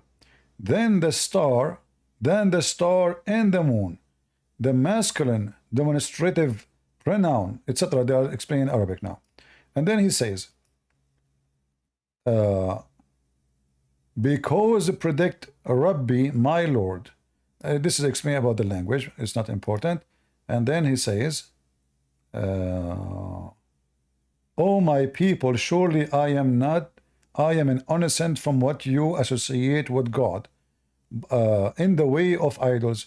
But here you see already he worshipped the 3, and now he decided not to worship the 3. But the Quran doesn't tell us how Allah became the God of Abraham. Okay, he worshipped the moon, he worshipped the sun, he worshipped Venus. How Abraham he found Allah? What is the story of Abraham with Allah? And if you don't worship those who disappear, how he will worship the one who he never saw? If the reason not to worship them, because they disappear. As the verse saying, how he worshiped the one who never appeared for him. Based on what the verse saying, Abraham will not accept to worship someone come and go. Allah never come, Allah never go.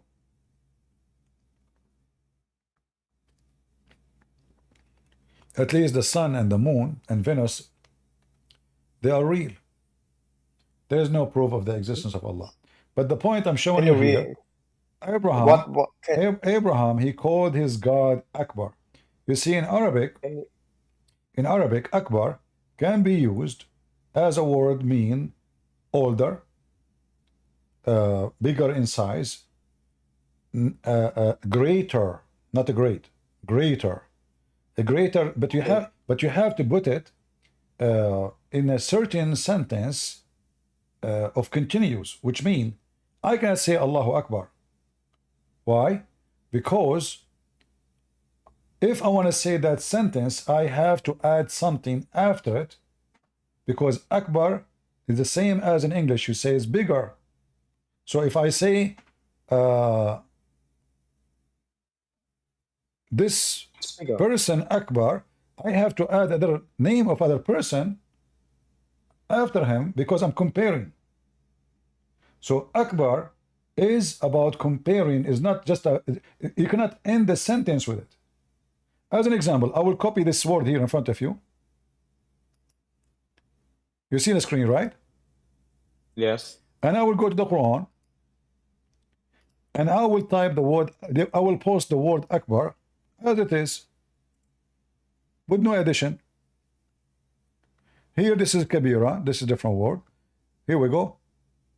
Akbaru indallah. Do you see it? Chapter 22, verse 217. Do you see it? Akbar mean you have to compare it to something else. So here it says it is bigger for Allah, but compare about what? About sin. About the moon. No, this is about sin now. Here it's about sin. So you are comparing about something, two kind of sin. Which one is the one who is big? As an example, chapter 2, verse number 219. It says here, and it is sin is bigger than it is benefit. So chapter 2, verse number 219, speaking about alcohol. So, but the sin of them is, you see here, it says greater. You see, you have to add than after it. Do you see it? Yes. All right. So Akbar cannot be what the Muslim today they are using as a word meaning greater. Akbar is a name for the God. Because if Akbar means greater, then you have to continue. Greater than who? So, okay. I want one question. For example, in English, you normally say when you do this when you use word like bigger, smaller, and so on, normally additional word like then follows, right? Yeah. For example, I am bigger than you, or I am smaller than you, right? This is the normal case. But sometimes when I said, okay, you are Christian Prince and I am smaller, so this also makes sense, but it's my friend. but still it's not complete. But still, you are comparing between two human. So now people they knew that there is you and there is me, and one is a smaller, one is bigger. That is fine. So where is the second person to compare? So when you say Allah for example, Akbar, in this, when you say Allah Akbar, if you are saying if Allah is God, and then you say Akbar, and you are saying that the word Akbar means greater, then you have to compare him to who? If you say greater without saying to anyone, first of all, this is blasphemy against God. Why? The Muslim they say. I see your point. The Muslim they say you cannot compare Allah to anything. Correct? Yes. All right. No. I see your point. But then Akbar is a compare. If we cannot compare Allah to anything by using the word Akbar by itself is an insult.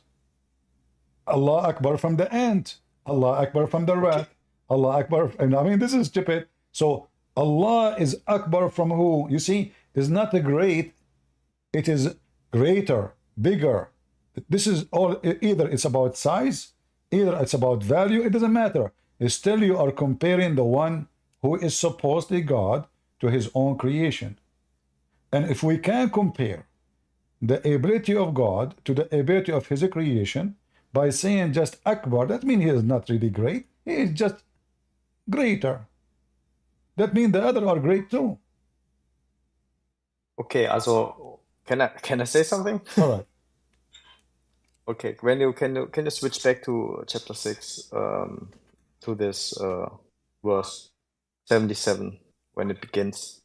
Okay. So basically, I'm reading the German translation, and in German we have 3 articles. That means, for example, in English you only have the, and in German we have 3 articles, der, die, das. Yeah, that is referring to a noun. So for the German, it is very clear that first of all in 77 he's talking about the moon. In 78 he's talking about the sun, and he will say, okay, this is my Lord, and this one, the sun, is bigger. Okay, wonderful. So the sun is bigger. The sun is bigger from who? Than the moon. Thank you. The sun is bigger than the moon. Wonderful. Right? See, but now look what you did. Allah Akbar. Allah is bigger from who?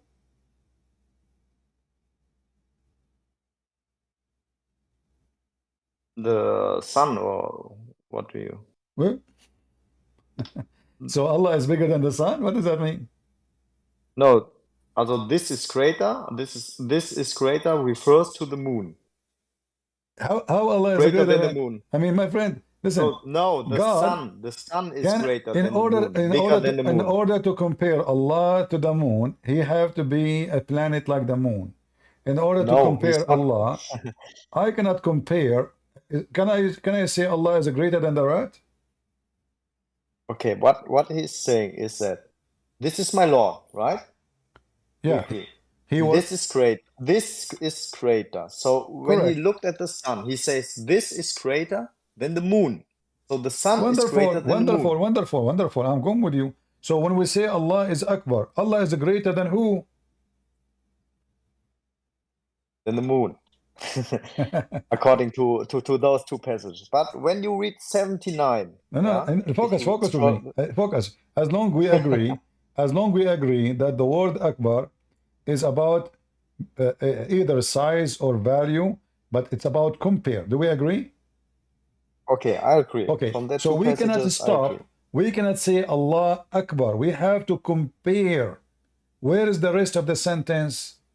If I want to say Allah is Akbar, I have to say Akbar from the moon, Akbar from the star, Akbar from the sky. I have to mention I'm comparing to the statement of the Quran is very cut. So Allah Akbar, Akbar from who? You should say something. The only way, the only reason for it, it doesn't have anything behind it because this is a name. It is not a word to compare. Otherwise, if it's a compare, we have to add something behind it. So I say this apple bigger than this apple.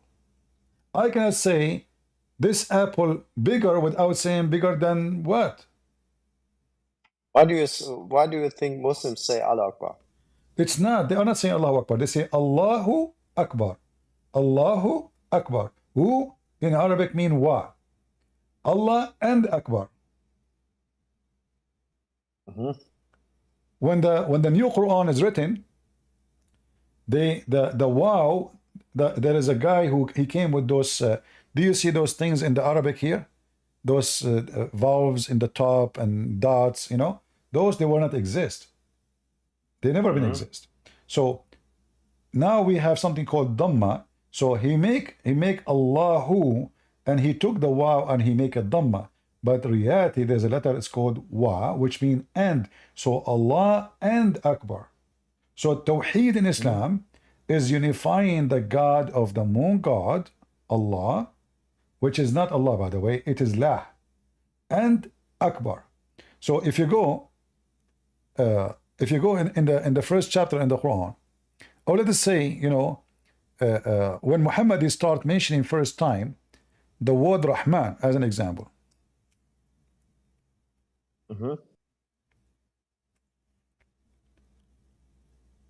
You will see that the word Rahman here, you see the way I'm writing the word Rahman? The Muslim, they write it differently now. They try to, you know, to manipulate the sentence. If I type the word Bism,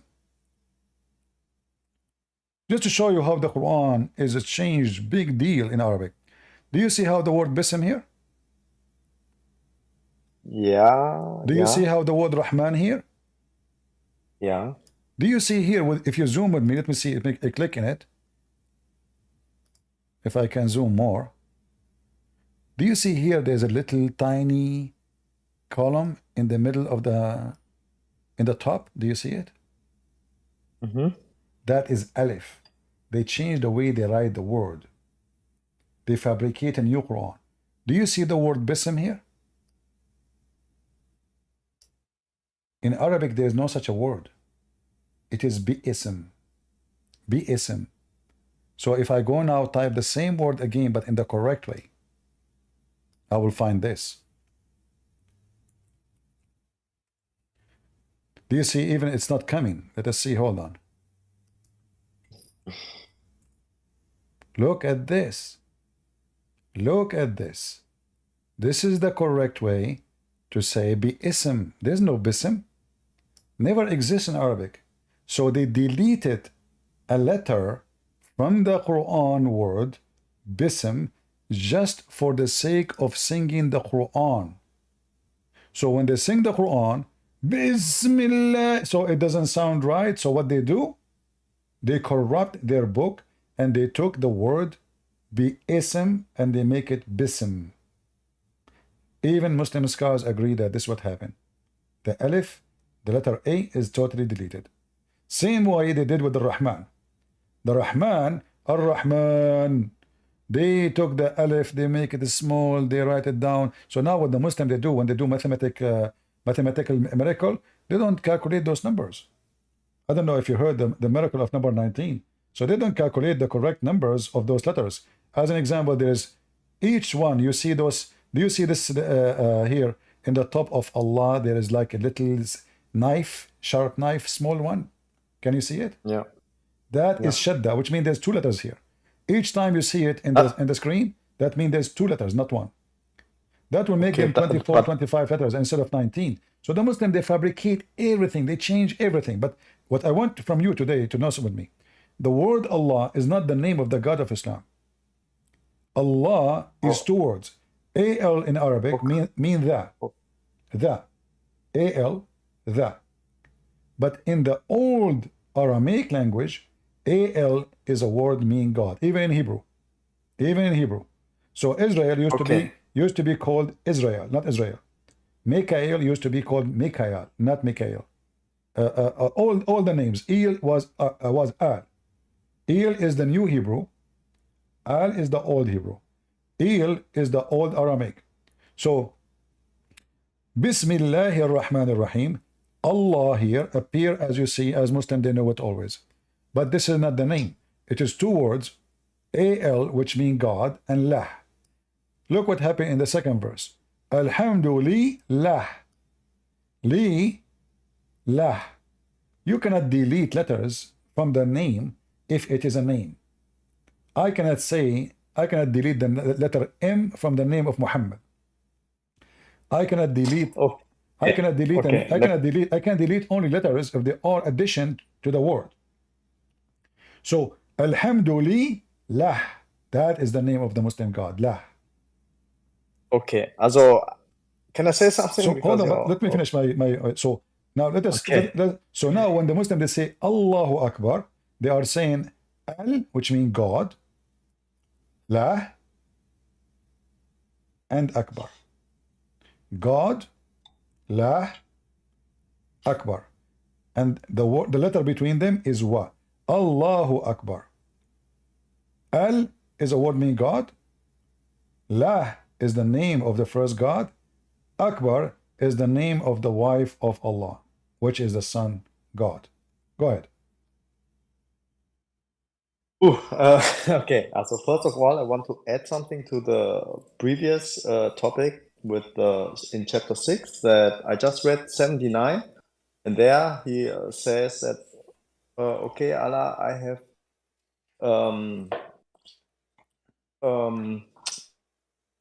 can you go there again, and then we will talk about this. Okay, tell me what do you want to do? Okay. 79, chapter 6, 79. Okay. So basically after the verse of the sun. Okay. I will go to the English translation so that everyone. I mean, English translation I'm not a fan of because there are many mistranslations sometimes. My friend, because English. All translation made by Muslims is a fabrication. So I want to advise you, if you want to know how stupid the Quran is, you better study Arabic, because all translators, they do one thing. If they want their Quran to be approved, they have to be presenting a hypocrite. The Muslim will not buy it. It's going to stay in the shelf, and nobody will list the translation in their website. Translation is the biggest lie in the history of Islam. They always lie. There's not a single Islamic translation. You're also arguing with the translation often. Because I'm not a Muslim. If I'm a Muslim, I will lie. Because what the Muslim translation is to make Islam look better.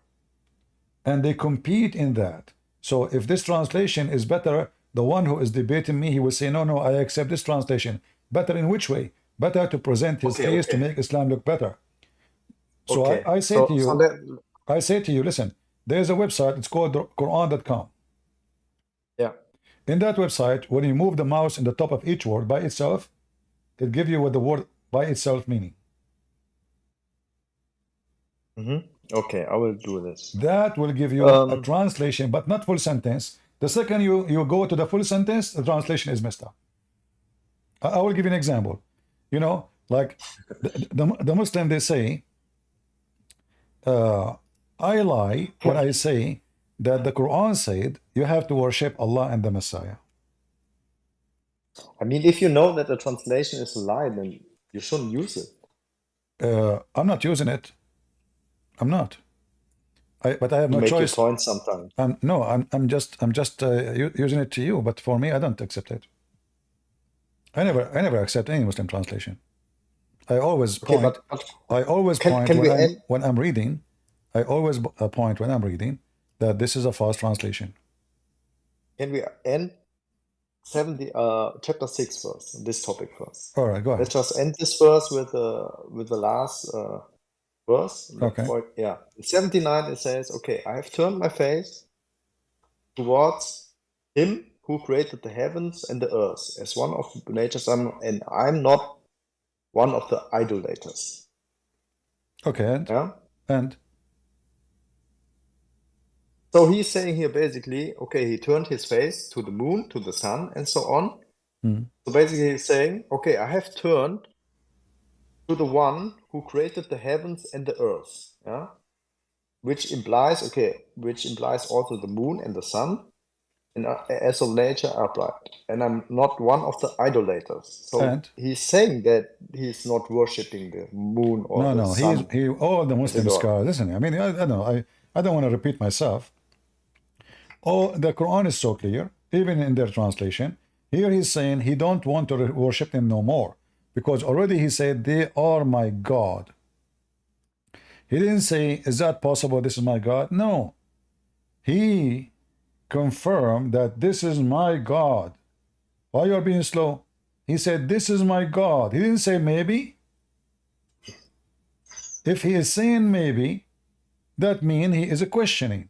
He did not say maybe. He said, this is my God. But when this God disappeared, he said, I don't like the one who disappeared. And then he come to the conclusion, after worshiping 3 gods, that he will worship the one which is unknown, which is more stupid. Because if the reason for him not to worship the first 3 anymore, because they go astray, well, this God who is worshiping, he never saw him. He never spoke to him. He never appeared to him. How he now recognize who is this God? I worship the one who created the earth and the heaven. Which one is who is this one? Who is this one who created the earth and the heaven?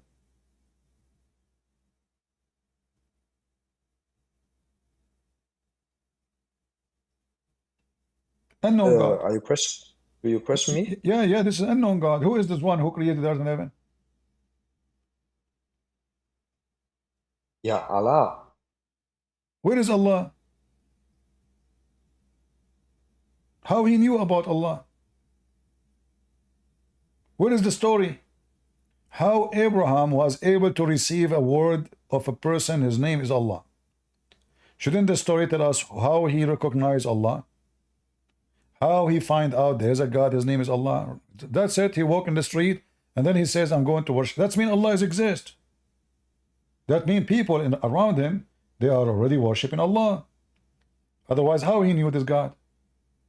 If this God never came to him, if this God never appeared to him, if this God never say hello to him, how Abraham he knew this God? But in 80 it says Allah when he hath guided me. So how? But how? Where is Allah? How he learned about Allah?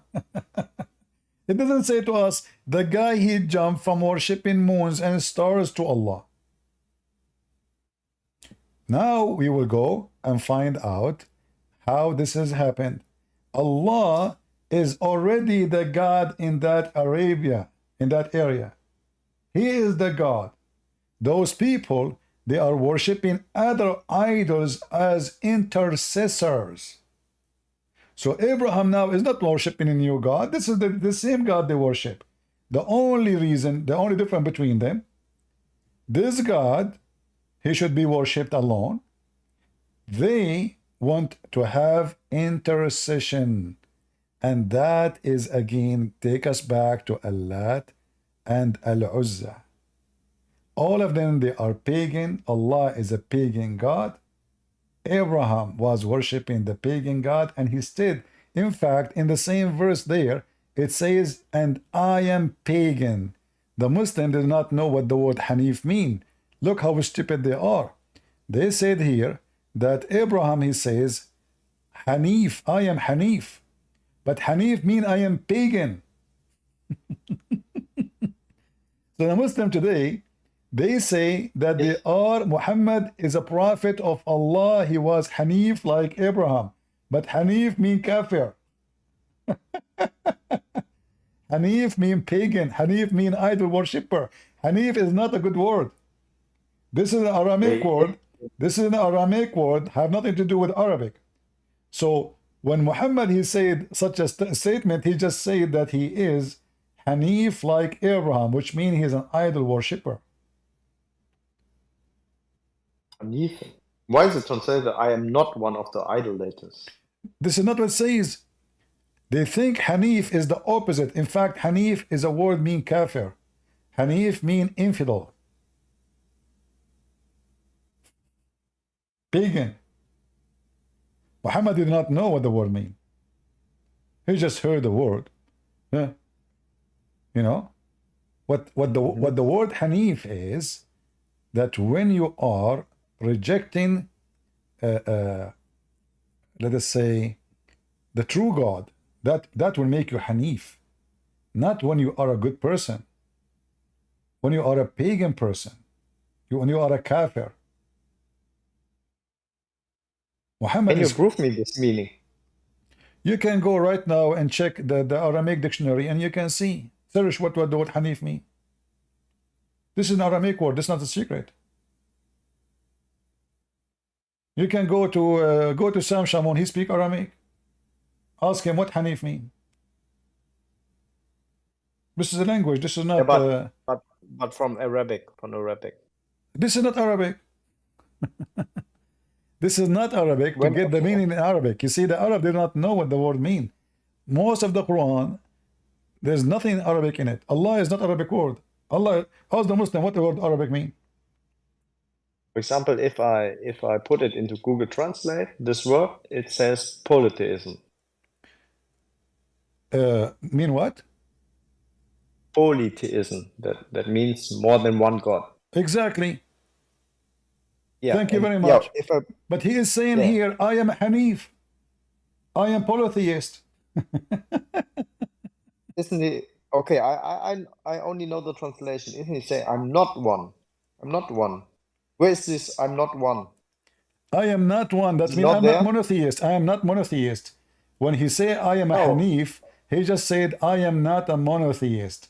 So how the Muslim they think that Hanif mean monotheist when it is mean he is not monotheist. He is a person who worship multi gods. So if I put this word that you have marked, yeah, into the Google Translate, it says polytheism. Yeah, you know, for me, I don't approve everything in Google, but they are giving you a very close meaning. So this is what Abraham mean, or he said here. But this is destroy the Quran because he is saying, I am not a monotheist. So how now Abraham, he found Allah and he is not a monotheist. He's a polytheist.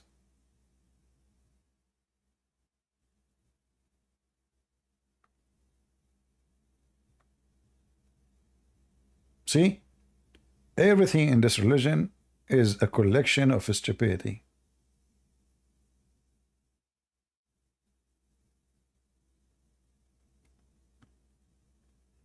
Hanif is a person who worship idols. It's not a person who worship the true God. So when the Quran says Abraham, he says, I am a Hanif, he just said, I am an idol worshipper.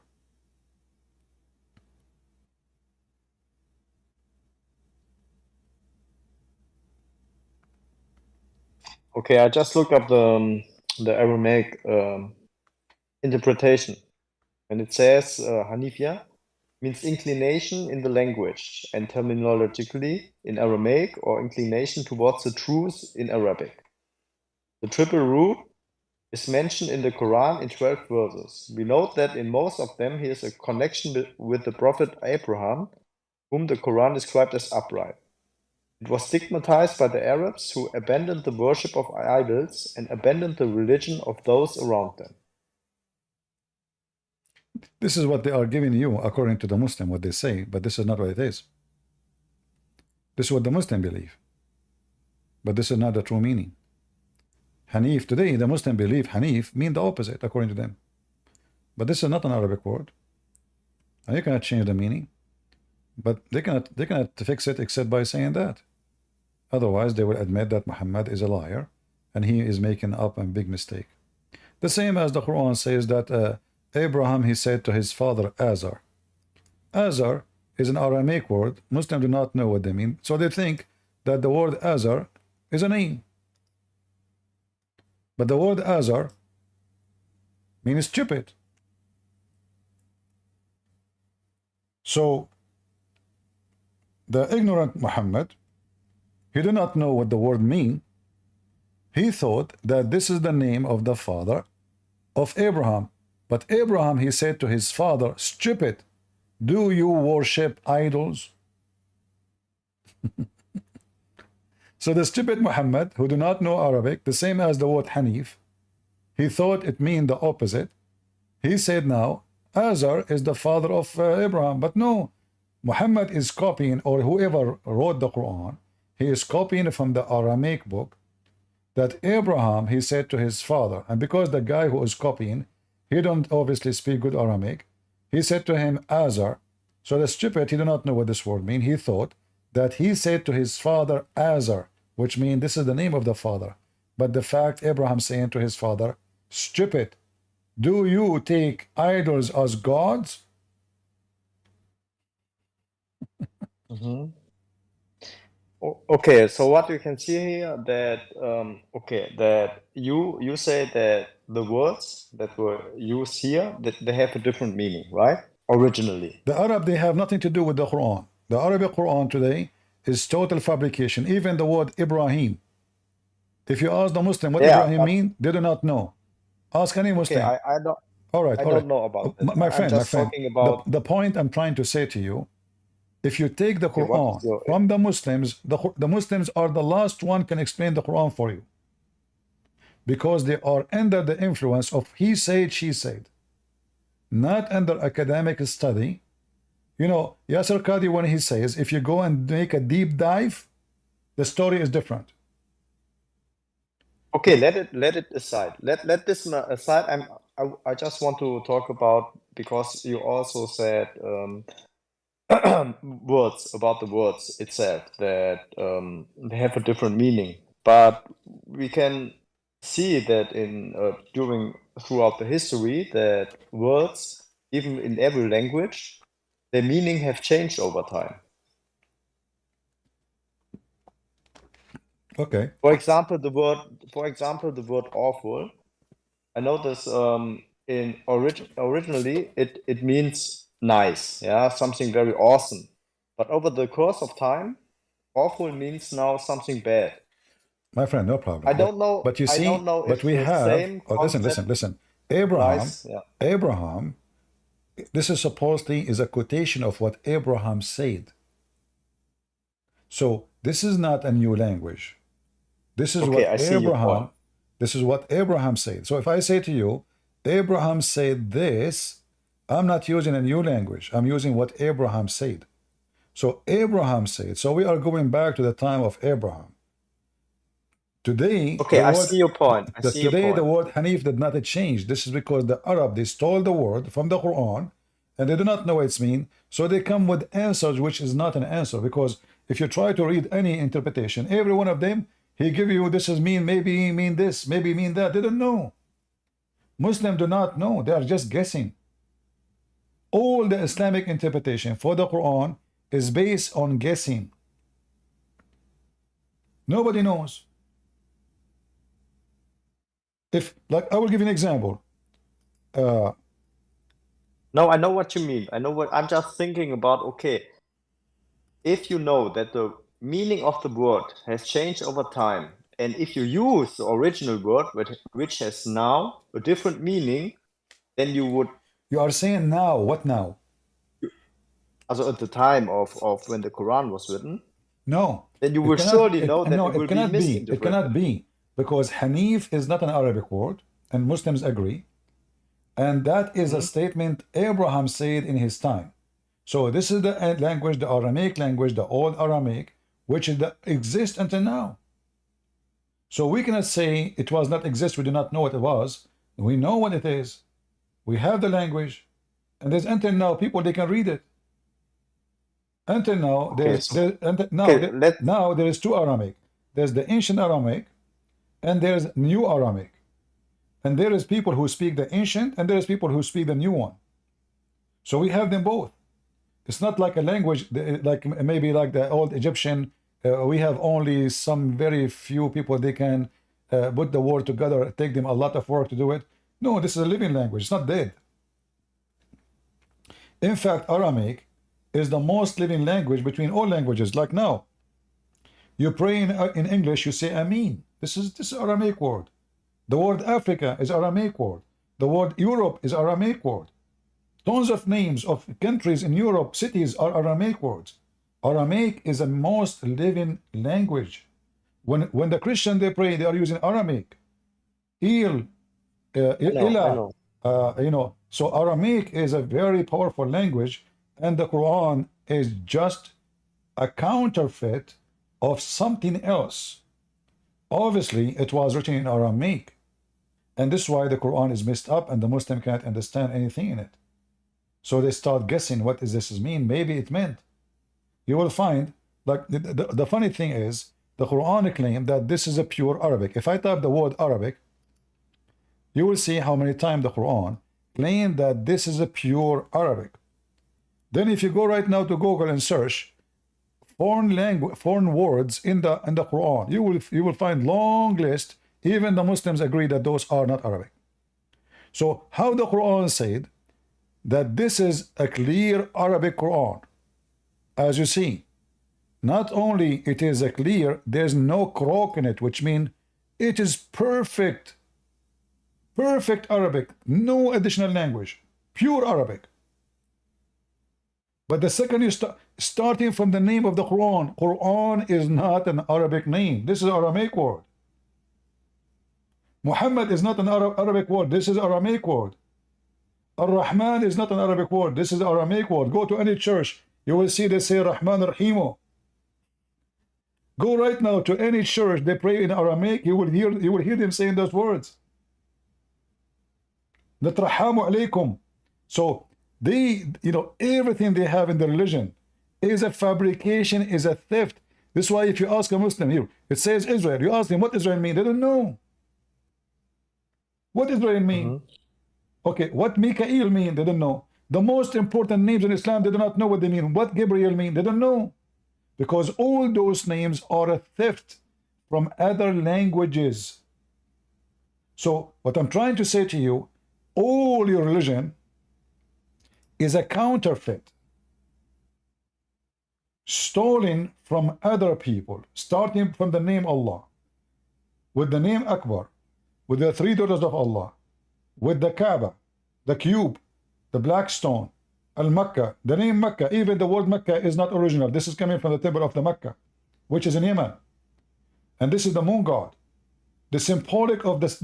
Did you ask yourself why the crescent moon is the symbolic of Islam? The Muslim, they say this is not necessary. This is necessary. The Quran mentioned it clearly. The moon, the crescent moon specifically. All the religion of Islam is based, all the festivals, all the occasions, all the rituals is based on the crescent moon.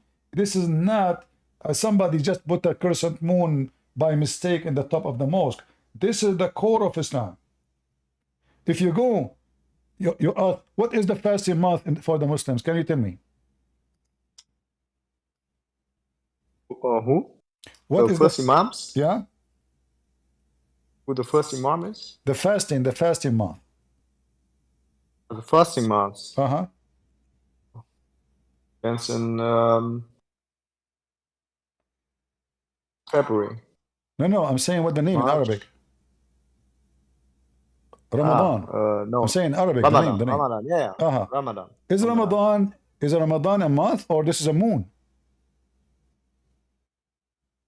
Ramadan is Mars or moon? Is it a month or a moon? Moon. It is a moon. So here you see the false translation. You see, here in the translation they say, the month of Ramadan. The fact, Shahr is an Aramaic word and it is a Hebrew word too. Mean moon. Moon. The moon of Ramadan. Which moon is that? The crescent moon. So whoever of you, and you will notice here that in the moon of Ramadan, the Quran came to Muhammad. So the very much the core of Islam connected to the moon. The Quran came delivered by the moon of Ramadan. So whoever of you cite the moon, you don't cite the month. You see how they lie in the translation, always they say moon, month. Look, they got themselves busted. So whoever of you cite, you don't cite the month, you cite the crescent moon. Yeah, it says the crescent on the first night. Yeah, but other translation doesn't say that. Every translation give you different words, because all of them, even this one, they are lying, because they are giving false translation. They are saying the month, which it should be, unless they are ignorant, it should be the moon of Ramadan, which where the Quran revealed. So whoever of you cite the crescent moon of Ramadan, he should fast it. It's about citing. You don't cite a date, you don't cite a month, you cite object. And what object we are talking about? It is the moon. So the moon, the crescent moon specifically, is the core of Islam. Allah is the God of the crescent moon. And this is why we will find the God of Islam, he have the moon, the crescent moon, as a horn in the top of his head. It's always important to have this crescent moon as a sign of Allah, as a sign of authority. It's like his throne. Okay, let me rephrase it. Also, Ramadan is the moon, right? The crescent moon. Uh-huh. So it says in the months of the crescent moon, also when the crescent moon appears, then you will begin your fasting. Uh-huh. Because there it was revealed. Yeah. Mm-hmm. So I don't see the problem. What is the relationship between the fasting for Allah and the moon? Specifically the crescent moon. It says because it's when the Quran was revealed. Okay, why Allah he revealed the moon in the Quran in the crescent moon of Ramadan? I don't know. Yeah, so there is a reason, because I guess this because is because they he are is worshipping the the because moon he god. is the moon god, and the crescent moon, you know, the crescent moon is where, you know, have you ever seen Islamic flags? Yeah, there's always this Okay, crescent moon. there is something unique about Islamic flag. This is not a new. Islamic flags exist. This is the Arab flags before Islam. You will notice that many of them, they have the crescent moon, and they used to have 3 stars in the front of the crescent moon. Did you see any of them? They have 3 stars.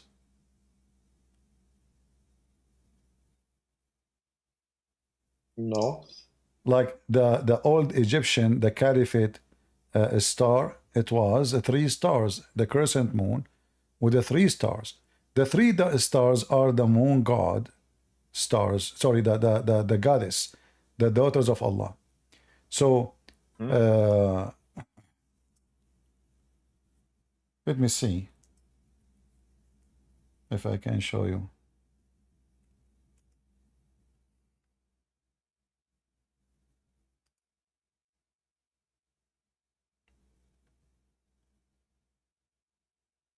Here we go. This is the old caliphate.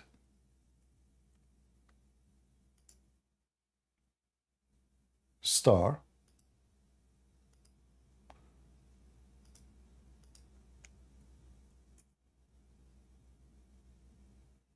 Do you see it? Yes. The moon god, the throne. The three daughters is the three daughters of Allah, the three stars.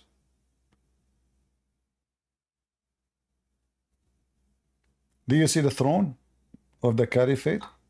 He have the Where crescent did moon you in the top.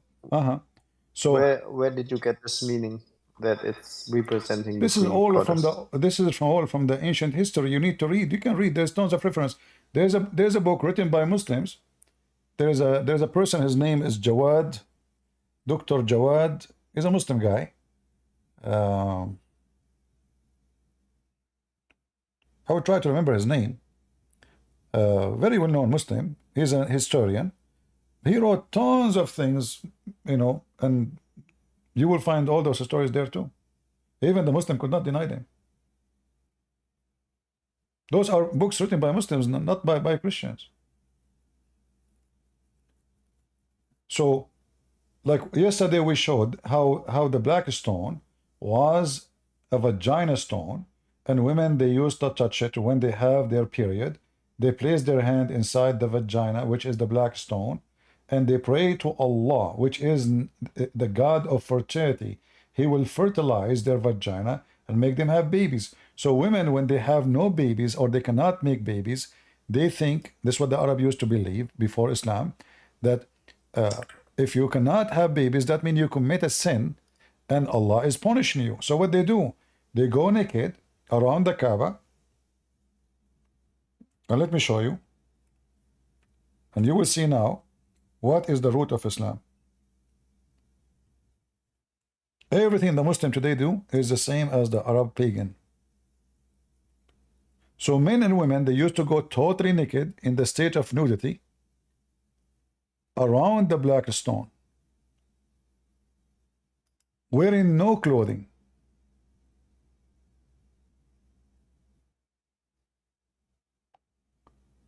Let us see. Christian Prince, I have to go now, but thank you. Still you wanna, I did some notes and still you want to be a Muslim after all what you heard? I did some notes and I will research about it. All right, no problem. Let me know if you thank you. decide to leave Islam. Okay. But you know, I advise you not to leave Islam because Allah, He promised you to have endless penis, and that is a gift, my friend. Yeah, this is how you know. This is how you know that your God must be the true God, because only true God will give you endless penis. Fake God, they cannot do that. You know. Let me show you this one before you go. Do you see the screen? Yes. They go around the house of Allah doing what? Naked. In the state of nudity. The first naked beach, it was not in Europe. It was in the town of Muhammad. Do you see it? Totally naked, men and women, wearing nothing. After they go and do tawaf around the Kaaba naked, there's a group of men, they provide clothing to those who just had sexual rituals around the Kaaba. Men and women walking naked. The man, his penis is the woman, her vagina is a dripping blood. They go, the woman, she touched the black stone, touch her vagina first, she placed her hand inside the stone. The man, he come after, usually it is her man, he put his penis in the stone and he wrap it over his blood, praying to Allah to make this woman give him babies. That is Islam. And this is the reference, in case you don't believe me. This is very authentic. 12019B. Okay, I wrote it down.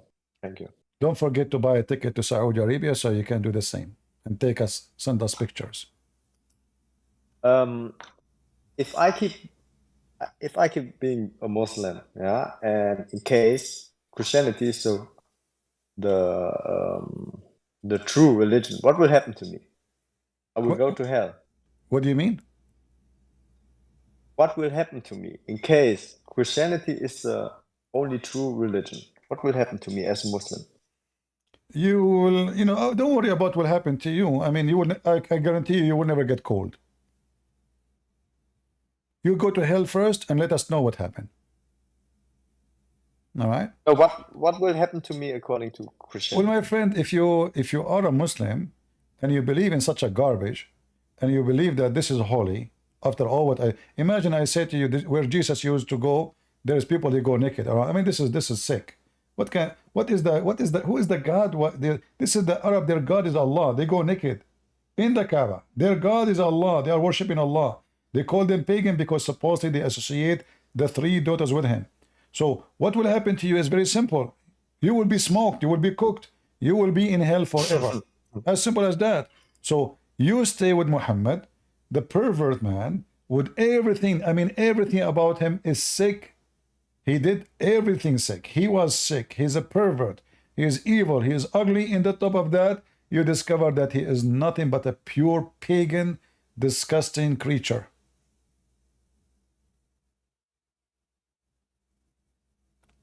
Okay, so I will go to hell. Yeah, you will Okay. go to hell if you are a Muslim. So you want to stay as a Muslim? Okay, I will think about it. Okay, thanks. Okay. Thank you. I will come back. If I've done my research. All right, no problem. You are welcome. Okay. Bye-bye. Next. Do we have any next? Are we learning, guys? Are we learning? Did we have good time? Remember, here we are not doing entertainment for you. We are here to educate you. Please share the knowledge you learn with your friends, with your childrens, because Muslims are very professional in deceiving and lying, and they take advantage of you. They don't know Arabic. You are not from there. They can play games so easy. See, the problem is, we as a Christians, we go to church. Our priests, sad to say, they are useless. You know what the word useless means? Useless. They are just doing business. They do rituals. They don't teach us. They don't inform us. They don't fight cults. They, in fact, just say the word Protestant or Catholic. Right away they start fighting. The second you say Islam, they go mute. They make themselves, they heard nothing. So they are so good in biting each other like dogs, which prove that they are not Christians. True Christians, they will be focusing in protecting the Christians, believing in the Messiah, that he is the only Savior. It's not a Protestant, it's not a Catholic, it's not Orthodox. It is Jesus who will save you. So they ignore the whole topic. So your children, they know nothing. They go to the church, let us pray Jesus. Okay, wave your hand to Jesus. Okay, give us donation. Don't forget the donation, please. You give the donation, the service is done. Bye-bye, see you next week. What the priest, he taught your kids? Nothing. How you can answer people, how you can refute people. People, they make accusation, people make lies, people, they ask hard questions. How those people will answer if you are the priest and you are the last one to do anything? You see, Jesus, the first thing he was doing, he was debating, not only teaching. He debated the rabbi, he debated everybody. He did not do rituals.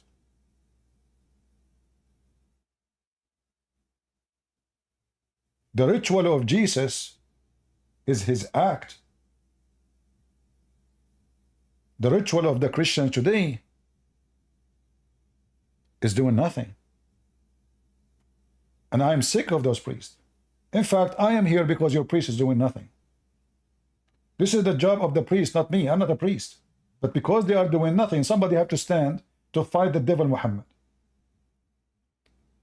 And not only that, you will find your priest, they lie to you and they say that Muhammad is from Ishmael. Ask them, where do you get this from the Bible? The Bible says clearly in the book of Genesis 21:21 that Hajar, she married her son to a woman, she is Egyptian. So the father is Egyptian, the wife is Egyptian, the kids are Arab. This is how stupid your priests, they give you false information. In fact, some of your priests, they say to you that Muslims, they worship the same God. Those are the devilish priests. In fact, there is some priests, they marry Christian women to a Muslim man in the church. How dare you? So those corrupt people, they are your enemy. They are the enemy of God within your church. So be aware of false teachers, the Bible says. Not everyone says to me, Lord, Lord, will enter the kingdom of my Father, but the one who do his will. Those priests, they wear uniform, but uniform is just the clothes of the sheep. Stay away from division, Christians. Be united. Your Lord is one. Your God is one. Your Bible is one. Your saints are one. Your disciples are one. Why you are divided? You are divided because you follow the priest. You are united when you follow Jesus. The Bible says clearly, there is no Greek, there is no Hebrew, there is no free, there is no slave, for all is one in Jesus' name. Amen. So why you are divided? The devil divided you. Chapter 5, verse 14 in the Quran said, Allah, he said, he will spread hatred and enmity between the Christians until the day of judgment. And whoever person he claimed to be Christian and he is spreading enmity, he is serving the devil Muhammad. Even if you do not know. And how many of us they are serving, wrong word, sorry. They are serving the devil without knowing. How many?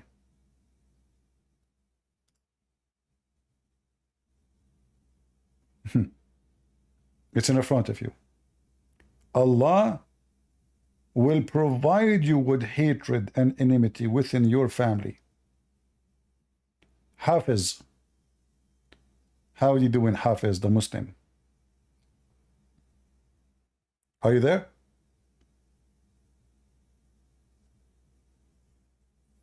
So then Allah is your God, or Satan is more powerful than your God? You know, I will go with your logic, Big Muhammad. The one who can divide, that means he is God. Well, that means Allah is shaitan, because your God is shaitan. Just a stupid idiot. The one who believed that the angels created everything. Did you hear what he said? So you believe that shaitan is God because he is the one who can, you know, do things. Well, this is what your God do. This is the devil. The Bible warns us about shaitan. Jesus says the father of all lies is the devil. And how the shaitan or how the devil can divide people, not by power, but by lies. You do not need to be powerful. Your God, your filthy Muhammad, he said, copying the Bible, that when shaitan, he see Jesus, he will dissolve like salt in water. Like what? He will dissolve like salt in water. But when your shaitan come to Muhammad, according to Muhammad, shaitan, he command Muhammad to do good. Am I lying? Read it. He command me not, but to do good. Who is talking? Muhammad. So who is your God? The devil himself.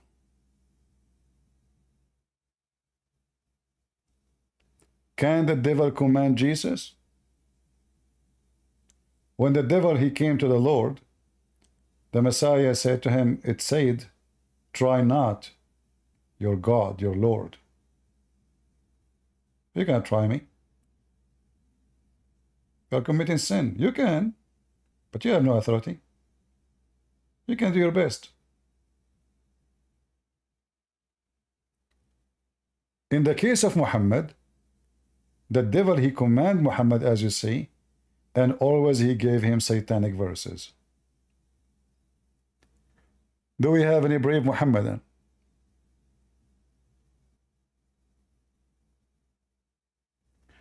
What is the number of the hadith? This is reported in Sahih Muslim, but here it is in Mishkat al-Misbah 67.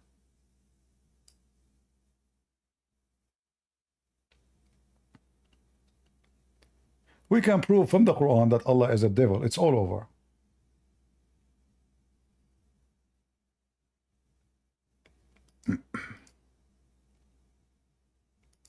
Ultimate Fart is possessed. Hello, Christian Prince. How are you? I'm fine. My friend, I just got your book, the physical book. It's a wonderful book. Thank you so much for writing this. I'm at page 196. Says about having sex with little children. This is enough proof that Islam is satanic. It's terrible. And thank you so much for exposing this satanic cult. You're welcome, my friend. Enjoy reading the book. I'm working now on a new one. I hope soon I will be ready with it. Hello. Thank you so much. You're welcome. Yes, Nora, go ahead. I was here before. I want to ask you about 2 verses. All right, no problem. Go ahead. Okay, one of the verses that I want to ask about is about Matthew 24 and 36. Okay. They told me, and now my people, she told me a lot of things, and I don't remember what it's about. A moment.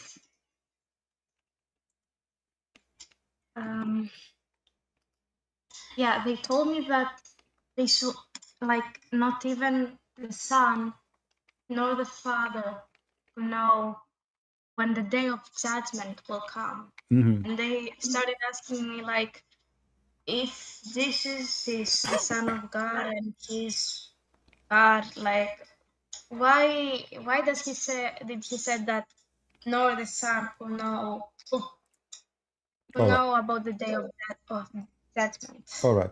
You know, when Jesus said the word Father, what does that mean? The God, he means the God. No, not the God only. He meant his Father.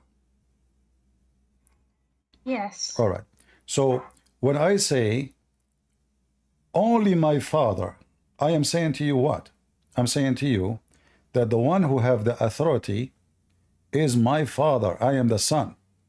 So we as a Christian, we believe in the divine nature of Jesus, but in the same time, Jesus, he confirmed to us that he is the Son, he is not the Father.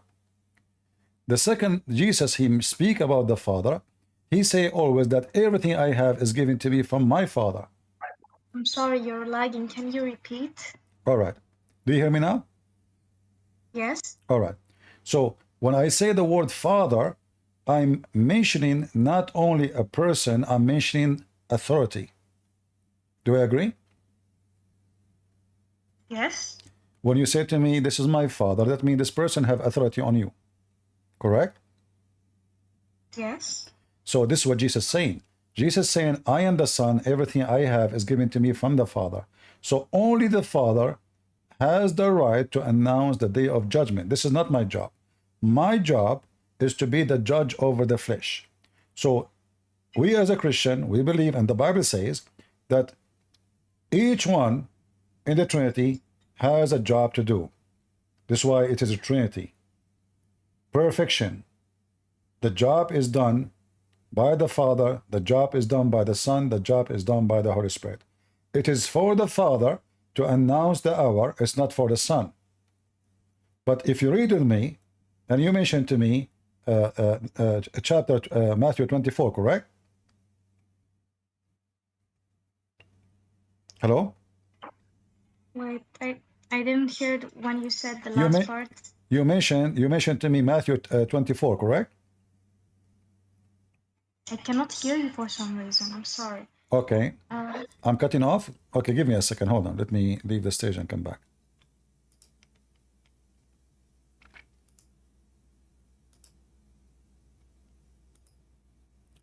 All right. Do you hear me now? Yes. All right. So you mentioned to me Matthew chapter 24, right?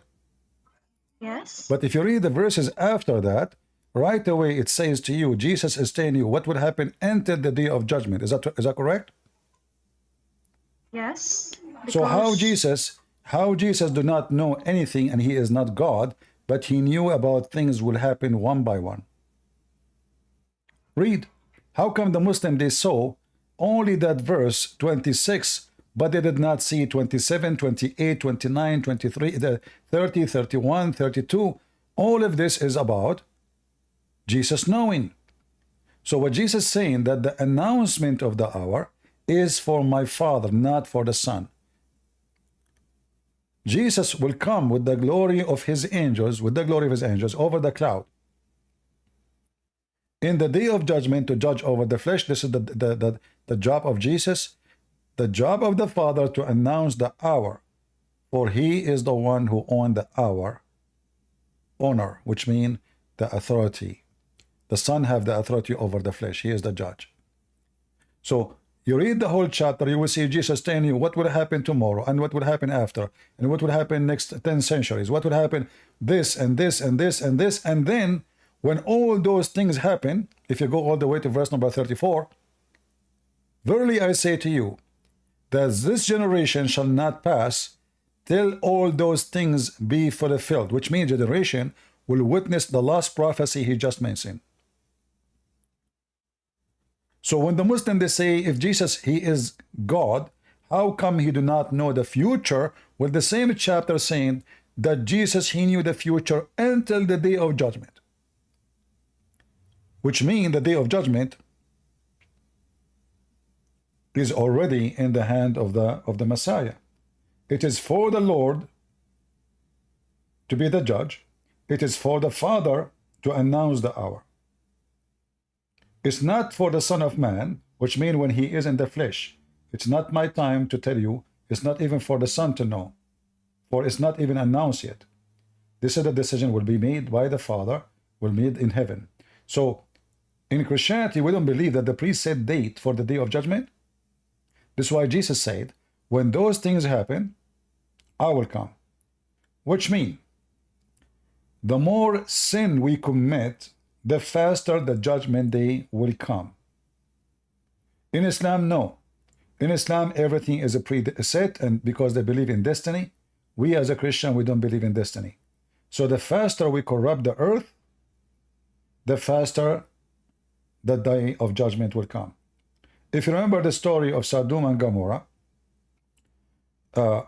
when he said to God, what if there is 70 good person in the city, you will burn it? He said, no. What about if there is 10? You will burn it? He said, no. Even if there's 10 people are good, he will not burn it. So what does that mean? The faster, the more filthy people in this earth, the faster the day of judgment is going to happen. So the day of judgment is in our hand. We as a human, when the whole earth is corrupt, there's no hope no more. The same as happened for in the flood of Noah. The flood came when there's only few people believe in the Lord. Only very few. You can't count them with your fingers. Otherwise, the flood never happened. The flood happened because of the corruption, not the opposite. Same way the day of judgment. The day of judgment can happen tomorrow if the whole earth corrupt today. The day of judgment can happen 100 years from now, or maybe 1,000,000 years from now. Depend how many evil left and how many good people left. If the whole generation become evil, and this is why Jesus said all those things in the chapter, when all those things happen, you will notice that this is when I am coming back to you. All right? All right, thank you. And I And also but before you go, if a Muslim saying that Jesus cannot be God because he do not know the hour, well, isn't it the God of Islam do not even know anything about the hour? If you go to the chapter of the moon, where it says in شق القمر ذات الساعة وانشق القمر or اقتربت الساعة. So the moon is split, all right? The moon is split, and the day of judgment is in the corner. Didn't Allah make a false prophecy about when the judgment day is going to happen? He just announced that the moon is split as what? As a sign of the day of judgment. Correct? Yeah. But where is the day of judgment? True. He did not say, Correct. he did not say this, the judgment day will happen later. He says it's in the corner. And this is the moon splitting, which means the start of it. Muhammad in the hadith, he said, a bunch of people, they come to him and they said, O Prophet of Allah, when the hour will be, when the day of judgment will be. He said, there was a boy with them. You know, we don't know how old he is, but he is a boy.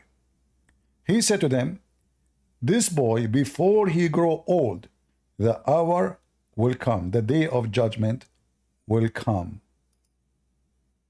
Muhammad made a false prophecy claim. And this is explained to us now, the chapter of the moon. Muhammad was not talking about the day of judgment is going to happen 10 million years after. He was speaking about that is going to happen to you in a few years from now. So, the book of Interpolation, do you see the title? Yes. All right. So this is clear now. The book of Interpolation is about what? It's about judgment day, correct? Yes. All right. So a group of people, they came to Muhammad. A young boy of Mughira bin Suhba happened to pass by the Holy Prophet, and he was of my age. Thereupon Allah Apostle said, if he will live long, he will not grow very old till the hour will come. The Muslim, they try to fix it. They says to the old people of this generation. That's false. It says the hour. And this is the book of Interpolation, as you see. They try to fix it. They add things is not in the hadith. They ask him, in fact, the story is not in details here. They ask him when the hour will happen.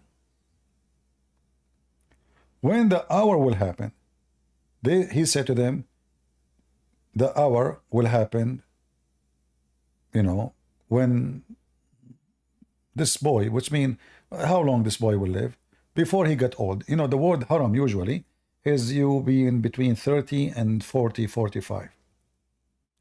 So he make it clear that you will not live long. Like the hour will happen before this boy get into that age. So if we say this boy is 9 years old or 7 years old, so maximum 30 years from now, the hour will happen.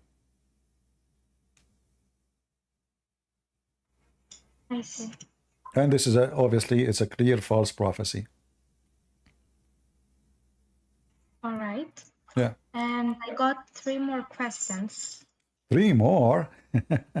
If you can, I'm sorry. All right.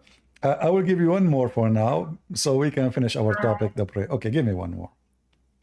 All right. They also gave me a verse. It was Samuel 15:3, which talked about that we shall not spare the man and the woman and the ox. So I didn't know how to answer that either when they asked me. So your question is why it says don't spare anybody? The whole verse says that now go and smite Amalek and utterly destroy all that they have, and spare them not, but slay both men and women, infant and suckling, ox and sheep, camel and ass. This is what it says. All right. You know, the Muslims who said that to you, they are a bunch of donkeys because this is a story in the Quran. And because they are donkeys, they do not know that the Quran mentioned it. They are making fun of something in our book because they are donkeys. If you go to the chapter of Al-Baqarah, verse number 251. Do you have the Quran with you? Yeah, but because it's in Arabic grammars and I didn't learn Arabic grammar specifically, I don't know how to read it. You know, Noura, you spoke to me before and you left Islam, correct? Yes. All right. Just I'm trying to remember because, you know, I have thousands of people, they left Islam after talking to me. So I want to be sure. So if you go in the Quran, let us go to the Quran here. Just to show you how those stupid people. So when you go back to talk to them, says, if this is bad, that means you should leave Islam. Because this story is in the Quran, is speaking about those enemy. They slaughter the Jews, they rape their women, they kidnap their children, and they attack them from the rear. If you go and watch the videos in YouTube, you will see Netanyahu speak about the same story. He said, do you remember, he was quoting the Old Testament, do you remember when they attack you from the rear?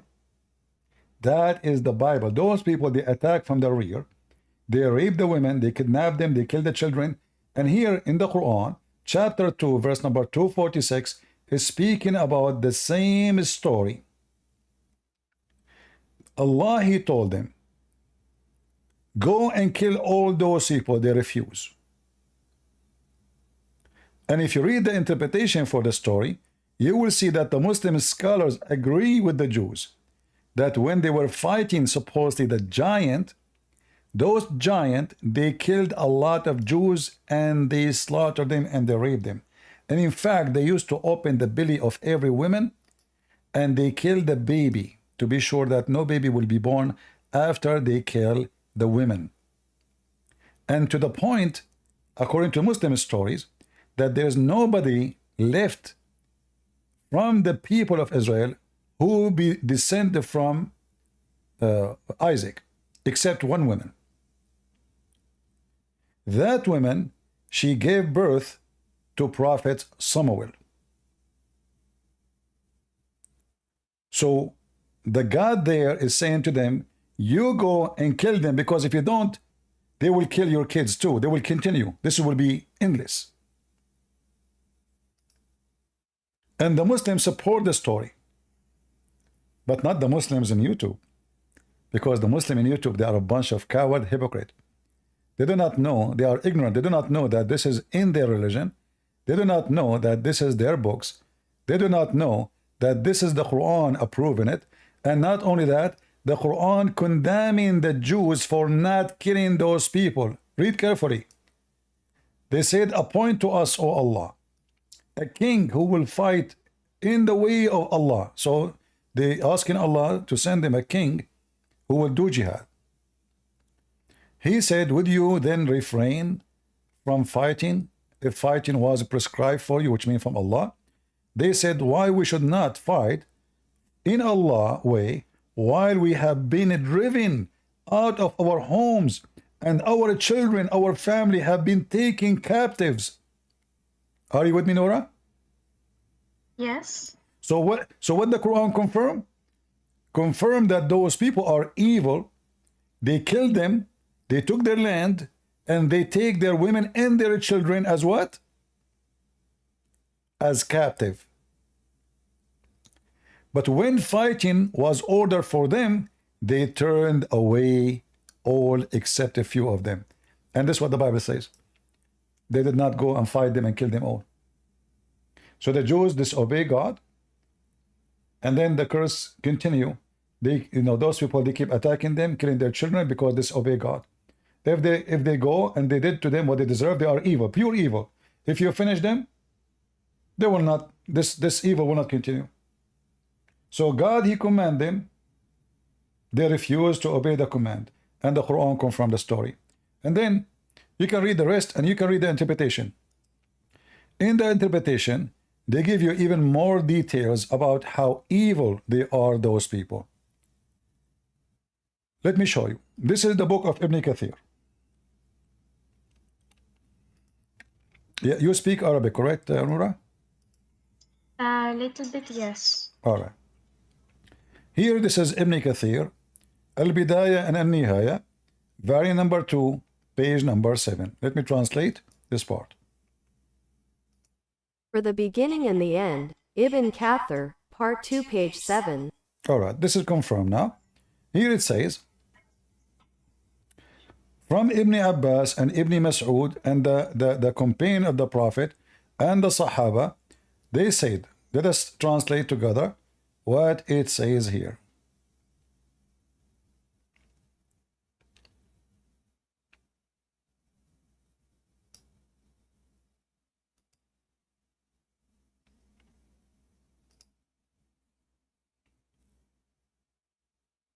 Ibn Abbas, Ibn Masud, some of the companions, Al-Falabi and others said that when the Amalekites from the land of Gaza and Ashkelon defeated the children of Israel and killed many of them and took many of their children captive, prophecy was cut off from the tribe of Levi and nothing remained among them except a pregnant woman, so she began praying to God Almighty to grant her a male child, so she gave birth.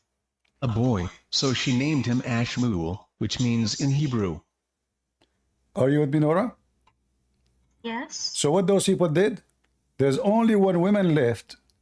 According to the Muslims, they killed everybody, they raped everybody, they tortured everybody, they enslaved everybody. So why the Jews, if they do the same to them, God did not order them to rape. No, he told them to kill them all, for they are pure evil. So why this is bad if they are punishing the people by what they did to them?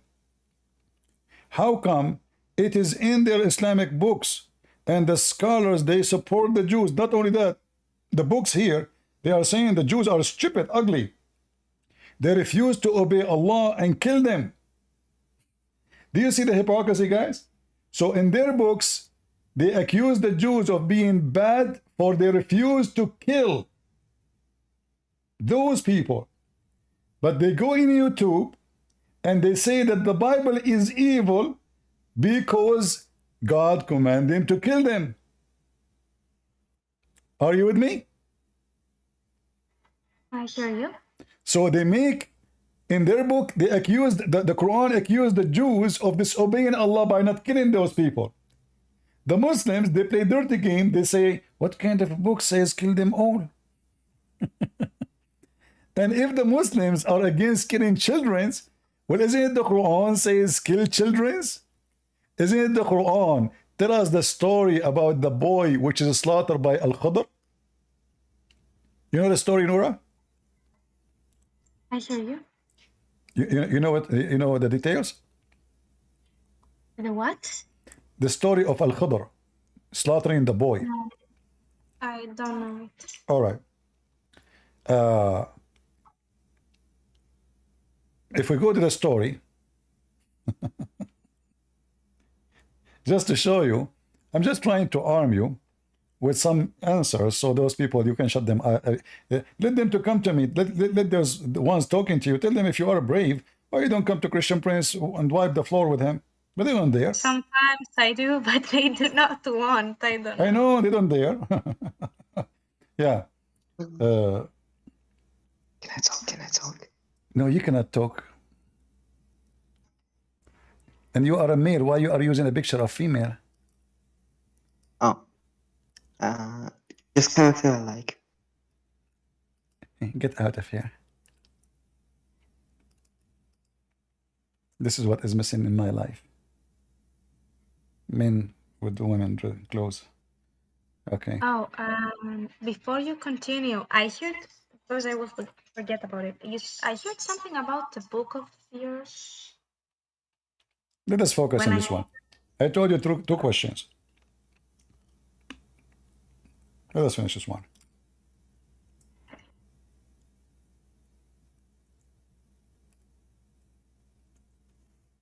All right. So if we go in the Quran, we will find the story about Allah. He sent Moses to a school.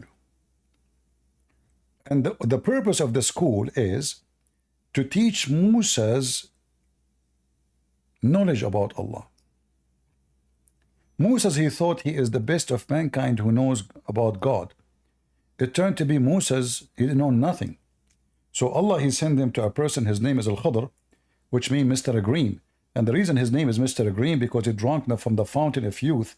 And this is a story, is coming from the legend of Gilgamesh, where Gilgamesh was looking for the fountain of youth, and he found it in the town of Al-Bahrain, which is the country now we have in the Persian Gulf.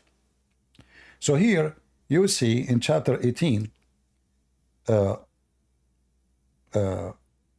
Moses was walking with Al-Khadr, and then they met the boy. Verse number 74. This boy, he slaughtered him, and he smash his head with the rocks. Why? Because this boy, according to Al-Khadr, when he grow old, he will become an apostate. So he killed him. So do Islam approve killing children before even they commit the crime? Why did he kill him again? Sorry? Why did he kill the boy, you said? He said, in the same chapter, it's explained. In chapter 74, it says he killed him. If you go down in the chapter, he explained why.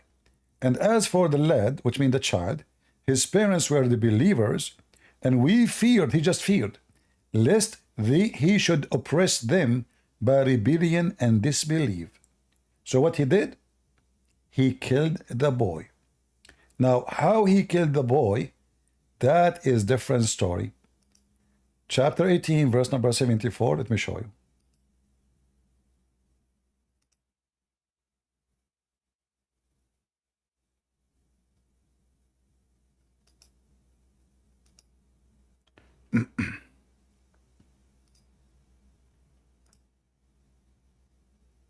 All right. You can see the screen? Yes. All right. So they said leaving the ship, which means Al-Khadr and Musa's. And again, this is the official government website of the Kingdom of Jordan, chapter 1874, Tafsir al-Jalalain.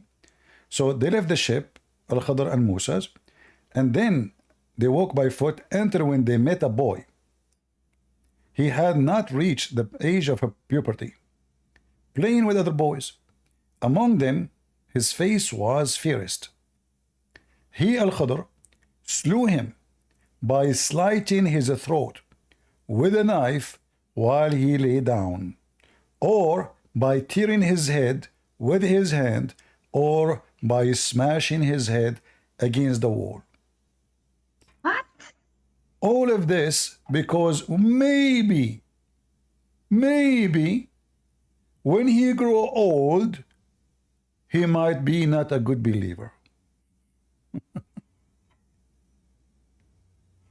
I don't know what to say. This is disgusting. I don't know what to say to this. See, but the Abdul, the hypocrite, you know the Abdul? For me, they are the same as a camel. He talk about everybody pimple, but he don't see the hump in his back. And this is the link I gave it to you. And later you can watch the video again in Rumble or in YouTube, and you can take the reference if you don't have it recorded, so you can collect reference and you can check it out again. All right, Nora?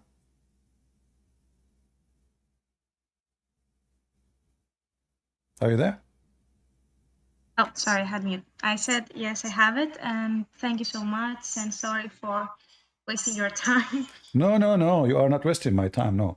My sister, you see, I'm here. I'm serving the Lord by serving people. The Lord, he says to us, in order to be a master, you have to be a servant. So I am here to serve. I'm not here to be a master. So by serving you, I am doing what I need to do as a Christian. This is what I'm doing, and this is what I love to do. I'm just trying to make the best of the time for everybody, so everybody can get the benefit, not only you. This is why I refuse even to talk in private, because if I answer a person in private, only him, he got the answer. If we answer in public, thousands of people, they will get the same answer. So we are trying just, to make the time more useful for more people, so everybody will enjoy the wealth of God, which he gave us, and the wisdom he gave us. We as a Christians, when we speak about violence, we don't reject Muhammad because of violence. This is false. We reject Muhammad because of evil. Because violence, there's many ways of violence. Even God himself do violence. Isn't it hell is violence? It is. Isn't it death is violence? It is. God caused death to everybody every day. Every day. Tens of thousands of people die every day. God decide that we will not live forever, not for now. So there's difference between a violence is done to do evil and a violence done to fight the violence. not to do evil. So today when we see the Israeli, everybody in the world hate them, even though they are desperate to sign peace agreement with everybody, even though this is their land. And then because the whole world is corrupt and the whole world is awkward and the whole world is backward, they go with the one who is attacking, not the one who is attacked. And not only that, they switch the owner of the land, they made them occupation, and the one who occupied the land, which is the Arab, they call them the owner of the land. The whole world is backward, upside down. And our duty here is to fight lies. For all lies, the father of all lies is the devil. Wait, are we talking about Israel and Palestine? There's no Palestine. This is the land of the Jews. There's no Palestine. There's no Palestine. Palestine is a word given to a territory which is where the migrant, the stranger live in it. This is not the land. Those are not Palestinians, those are Arab. Palestinians don't speak Arabic. They are not Arab and they are not the same people. So those are Arab. They have nothing to do with anything with the word Palestine. And the word Palestine itself means the foreigners, the migrant, the pirate. Does not mean local. This is not the local word. It's like saying to me, gypsy. he have no land. This is what Palestinian mean. So they hijack the name. They don't even know what the word means. If you ask any of those who call himself Palestinian, do you know even what the word means? They don't know. They hijack the Arab. They hijack everything. We go to a land. We occupy Iraq. We call it Arab. But this is the land of the Babylon. This is the land of the Chaldean. We go to Egypt. This is the land of the Egyptian, the Coptic. They have their own language. They are African. Now today is an Arab Republic of Egypt. We are the one who colonized everything. It's not the Jews. The Muslim, they took half of Greece, half of Armenia, half of Syria. Syria is the land of the Aramaic, have nothing to do with the Arab. It is the Arab Muslims who colonize. So those stupid people, they speak against colonizing when the fact everything the Muslim did is nothing but to colonize a land does not belong to them. Morocco is not the land of the Arab. Libya, not the land of the Arab. Tunis, not the land of the Arab. Egypt, not the land of the Arab. What the Arab have to do with Africa? What the Turkish have to do with the Greece? How the Mongolian, they are in the heart of Europe.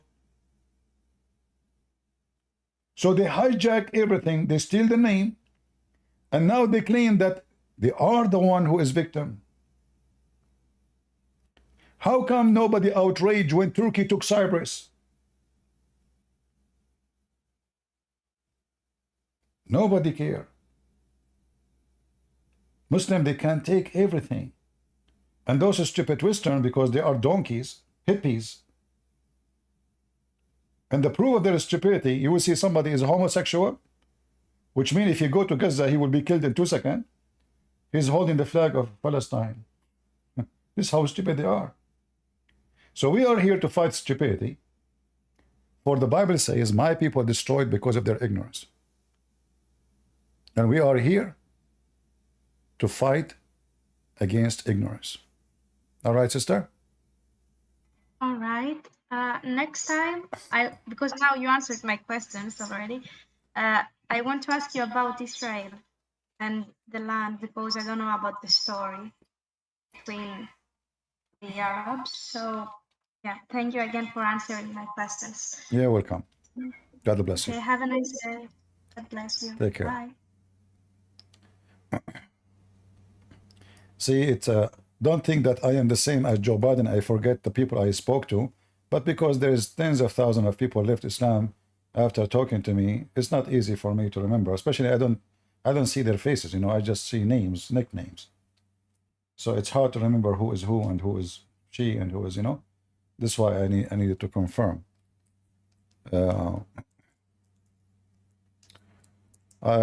So, do we have a good time? Are we learning?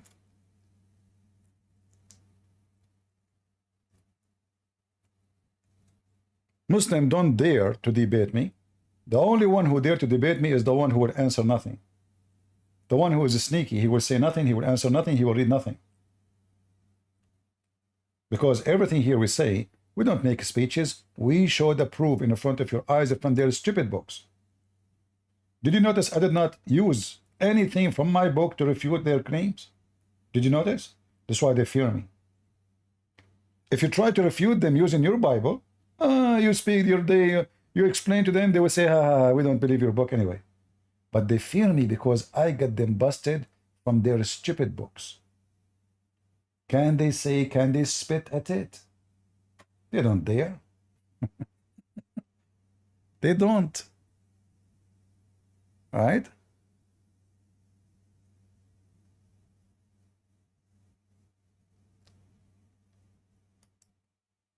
Anyway.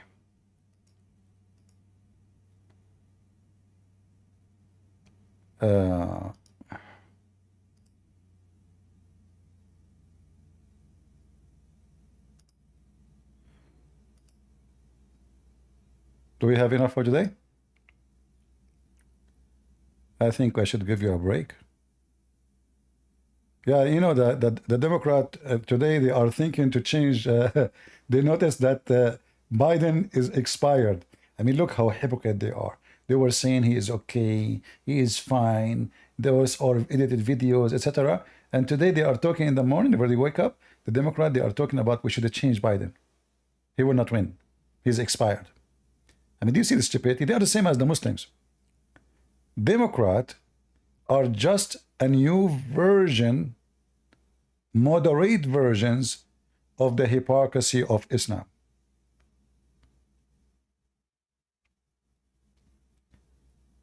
For me, every Democrat is a Muslim,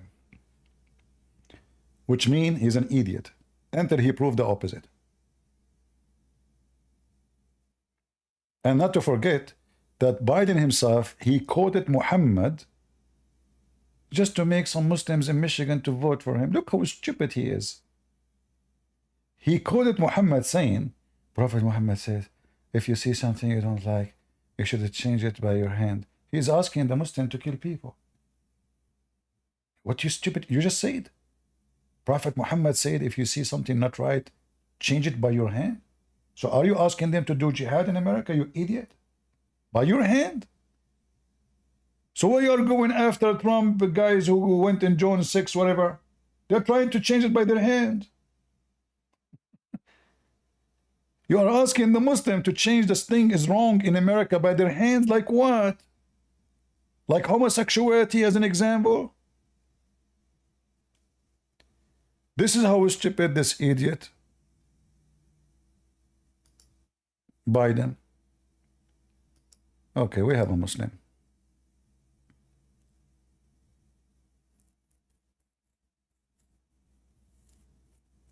All right, Yahya. Assalamu alaikum. Wa alaikum assalam. What does that mean, my friend? You don't know what it means, aren't you Arab? Well, you tell me. I don't have to. You're an Arabic scholar. No, you have to tell me. I'm learning. What assalamu alaikum mean? You're a scholar of Arabic. You know what it My means. friend, I'm asking you. I mean, are we going to play games now? I'm asking you because I have a purpose from this question. I want people to learn. So you tell us you are the Muslim. Okay. Question it means peace be upon you. All right. So Salam. why the angel, when he came to Muhammad first time, never said to him, Assalamu alaikum? Sorry, repeat that. Why the angel who came to Muhammad first time, Jibreel, never said to him, Assalamu alaikum? What kind of question is that? You said to me, Assalamu alaikum, and I am nobody. I'm not a prophet. I am not even a Muslim. And Muslims are forbidden. Muslims are forbidden to say Assalamu alaikum to non-Muslim. Don't you know that? But how come Muhammad is the prophet of Allah? And Allah, he sent him an angel. It's not obligatory to say it. How come? How come when the angel he came to Mary? How come when the angel came to? How come? Mandatory. It's not mandatory. Listen. How come when the angel came to Mary, he said to her, "Shalom to you, Mary." The same angel. Okay, it's not mandatory. What do you mean? You don't have to. It's not. You're not gonna get punished if you don't say it. I thought in Islam I it was is a gonna say. must to say Assalamu alaikum. I was gonna say Assalamu alaikum, Christian Princess, but I remember that every time you cry. No, every time I get you busted and I show you your prophet wearing red panty. Show me a hadith that doesn't. No, But I listen, show you that your prophet is a princess. This is why you don't repeat it again. Because if you say it, then I will show you your prophet doing eyeliner, wearing women clothing, and men kissing his balls. What? Why are you lying? No, okay. I gave you the hadith last time. You refused to read it. Okay, the man was kissing where? Here we go. I will go there. I didn't refuse to. The man, when the man, he was kissing your prophet, he was kissing him where? Do you know what kashhatu means? You tell me. Do you know what side? On the side? The side? Okay, where exactly? Where? What'd you say? Where? You said the side. What side? That's all it says, side. This is the translation. Yeah, kashhatu. I thought what kashhatahu? It doesn't say. There's no Arabic word is kashhatahu. What are you making you Arabic now? Go in the Arabic. It says in Arabic kashhatahu. Kashhu. Kashhaw, but you said kashhatahu. You're a scholar of Arabic. You should know. So now I'm asking you. Okay, the guy is that normal between Arab Muslims to kiss men kissing men down their belly? I mean, ask any Arab Muslim, would you kiss the Prophet? Would you kiss the Prophet? They will say yes. Yeah, you will kiss his penis? It doesn't say that. Don't lie. You're being dishonest. So what the difference? You are going down. Why you are going down? It doesn't say going down. You're lying. Why you are kissing? Why he left your prophet? He left up your prophet. He left up his clothing. He is naked now. And the man he embraced him. The man he embraced him, and now he is kissing down his belly. Why he is kissing him there, and why your prophet left up his shirt? Okay, again, you're making things up deliberately because you're a deceiver. Can you tell me what I made up? You started saying, oh, they start kissing him, going down and kissing him on the penis because you're a liar. Okay, hold on. Okay, hold on. Hold on. Okay, hold on. Can you tell us where he was kissing him exactly? Kashhaw. Do you know what kashhaw is? Tell me where it is. You tell me what it is. Sure, who telling me? You said side. Where is this? What side mean? Kissing him on the penis and stuff. So where is kashhaw? What is kashhaw? You tell me. Huh? You tell me. You're the one making claims, right? Okay, I say down his pubic area. No, that's wrong. So where it is? Tell me. Okay, you tell me. I will take your word. No, you wouldn't. You wouldn't. You're ignorant. Okay, you tell me where. You wouldn't take my word. Is it the belly button? Is it the belly button? Is it the belly button? So it's somewhere like on the body, but it's, no, guys, is somebody in the body? Where in the body? Is it the belly button? I don't know. But it's not. Okay. It's nowhere. Is it his nipples? Is it his nipple? No. Okay, tell me where then. Just translate it. Aren't you a scholar of Arabic? No, this is false translation. You speak Arabic. You know better than me. Come on. Where it is? I'm giving you options.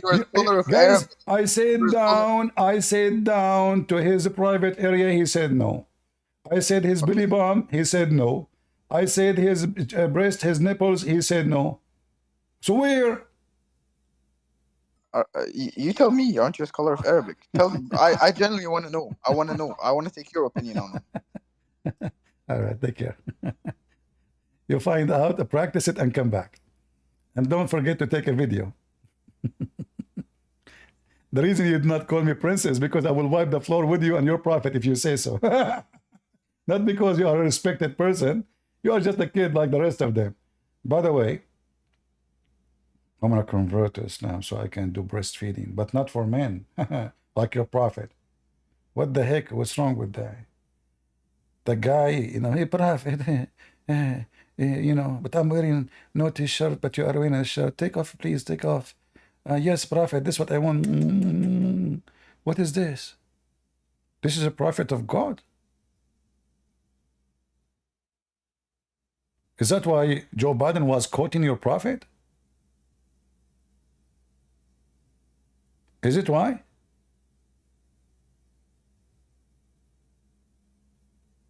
I have no time for kids. Bring me a shake, you know. You tell me I don't know. Suddenly you do not know. And why men they will do that? Why in the world two men they will do such a behavior?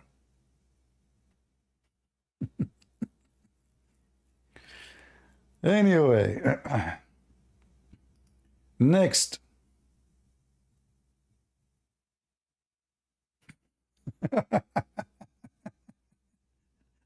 Now we know why Joe Biden was quoting Prophet Muhammad. You know? Yeah, even Muhammad, you know, I mean, the guy is very, very trashy person. Okay, Yahya, I will invite you back. I will invite you back. Okay. Let us see. I will give you one more chance.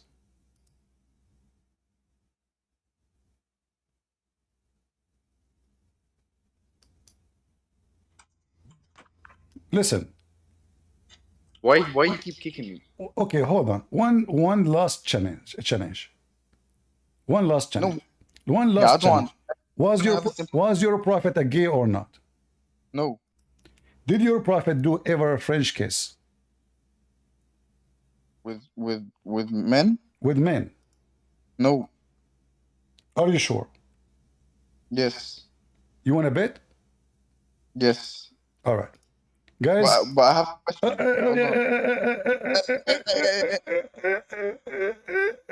You don't allow me to ask no, questions. I will allow you. Just wait. And we are betting here. You see, here we go. Every time All right, hold on. Is that your prophet putting his saliva in the mouth of the person, of a man? Go on the Arabic. What? Go on the Arabic. Go on the Arabic. Here we go. Read in Arabic. You're a prophet. You're a prophet. You're a prophet. Not in the. Hold on. Let me show you. Well, okay, you're changing the hadith. No, I'm not. The same. All of them are the same. All of them are the same. Look. Why did you not want to go on? Look. This is your prophet. This is your prophet. He is putting saliva. He is putting saliva. Go on the hadith and show it. You want the hadith? Press back. No, the Arabic. The Arabic. Okay, go. Read it. Where's the Arabic? What? Okay. عن جابر.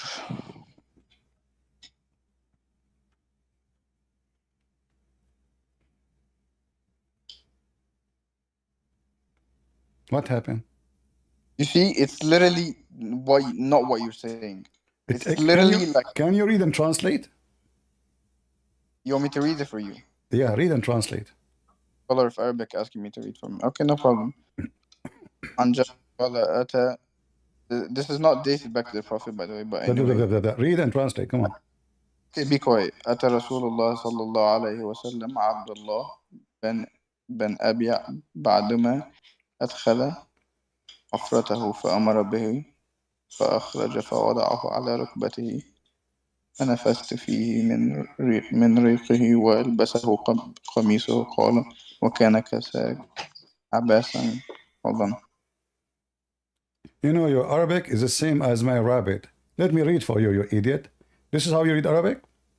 فأمر به فأخرج فوضعه على ركبته فنفث فيه من ريقه وألبسه قميصه. You do not know how to read. So now, you're a prophet. He put the guy over his legs and he blew his saliva inside him. Yeah. So is your prophet a gay? Why he is putting his saliva in the mouth of a man? It doesn't say that. You just made up the whole scenario. It says فَنَفَثَ فِيهِ. So he blew where? In his mouth. What? What? He blew his saliva where? It's not in his mouth. Where? It doesn't say in his mouth. Where? In his anus? This one is news.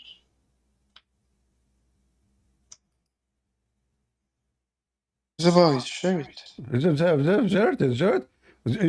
What shirt? Go back on the Arabic. Why you No, keep going on idiot, the the guy is naked. He clothes him with his shirt. Your prophet now getting naked. He took off his shirt and he rubbed it on the man. Your prophet took off his shirt. He put the man in his knees and he blew his saliva into his mouth. Go on the Arabic. Okay, go on the Arabic. Because you just made up a whole scenario. But you don't know how to read Arabic. I just corrected you. You have no idea how to read. Yeah, I don't know, brother. Hold on. Now you are calling me brother after spanking, huh? No, did your prophet? This is your Muslim. This is your Muslim translation. Read it. Go on the Arabic then. Your prophet is. I just showed you the Arabic. Is that a joke? Okay. Placed him on the knees, blew some of his saliva into him, and clothed him with his shirt. He said that. He said that he had clothed Abbas with his shirt. What about it? It doesn't. You made it worse than it. You misinterpret shit. Guys, did you hear what he say? You made it worse than it is. That means it's really ugly. No, that's why you do it. He just admitted that it is really bad. No, I was gonna say you made it worse. You just said you made it worse than it is, which means it is really bad. Okay, explain to the audience why your prophet put in his saliva whatever is in this man. Go ahead. Saying what? Why he put his saliva? Uh-huh. I don't know. You don't know? Do whatever you want. Okay, the prophet, you do whatever you want. It's what's it called? Sacred saliva. Are you sure this is not Secret Service? Secret Service is where you should learn Arabic. I just taught you how to read Arabic. You do not know how to read Arabic. You're an idiot. Hold on. So you're a prophet. Just get out of here. I will be merciful on you and kick you out, honestly, just for your mercy. Embarrassing. I'm just saving your ass. The prophet, you do as you wish. Put him on my legs, okay? Put him in my legs. Open your mouth.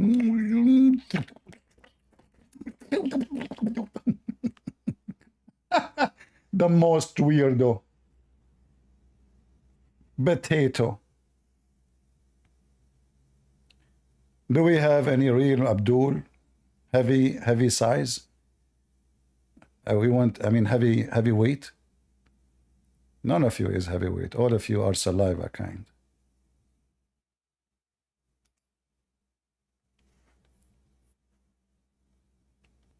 In fact, I have this already in my coming book written already.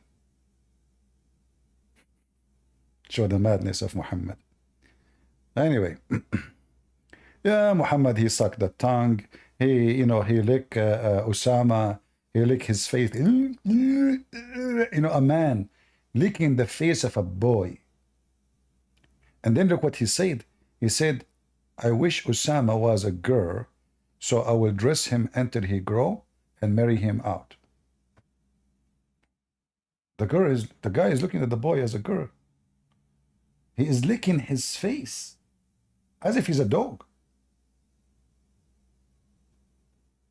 Anyway.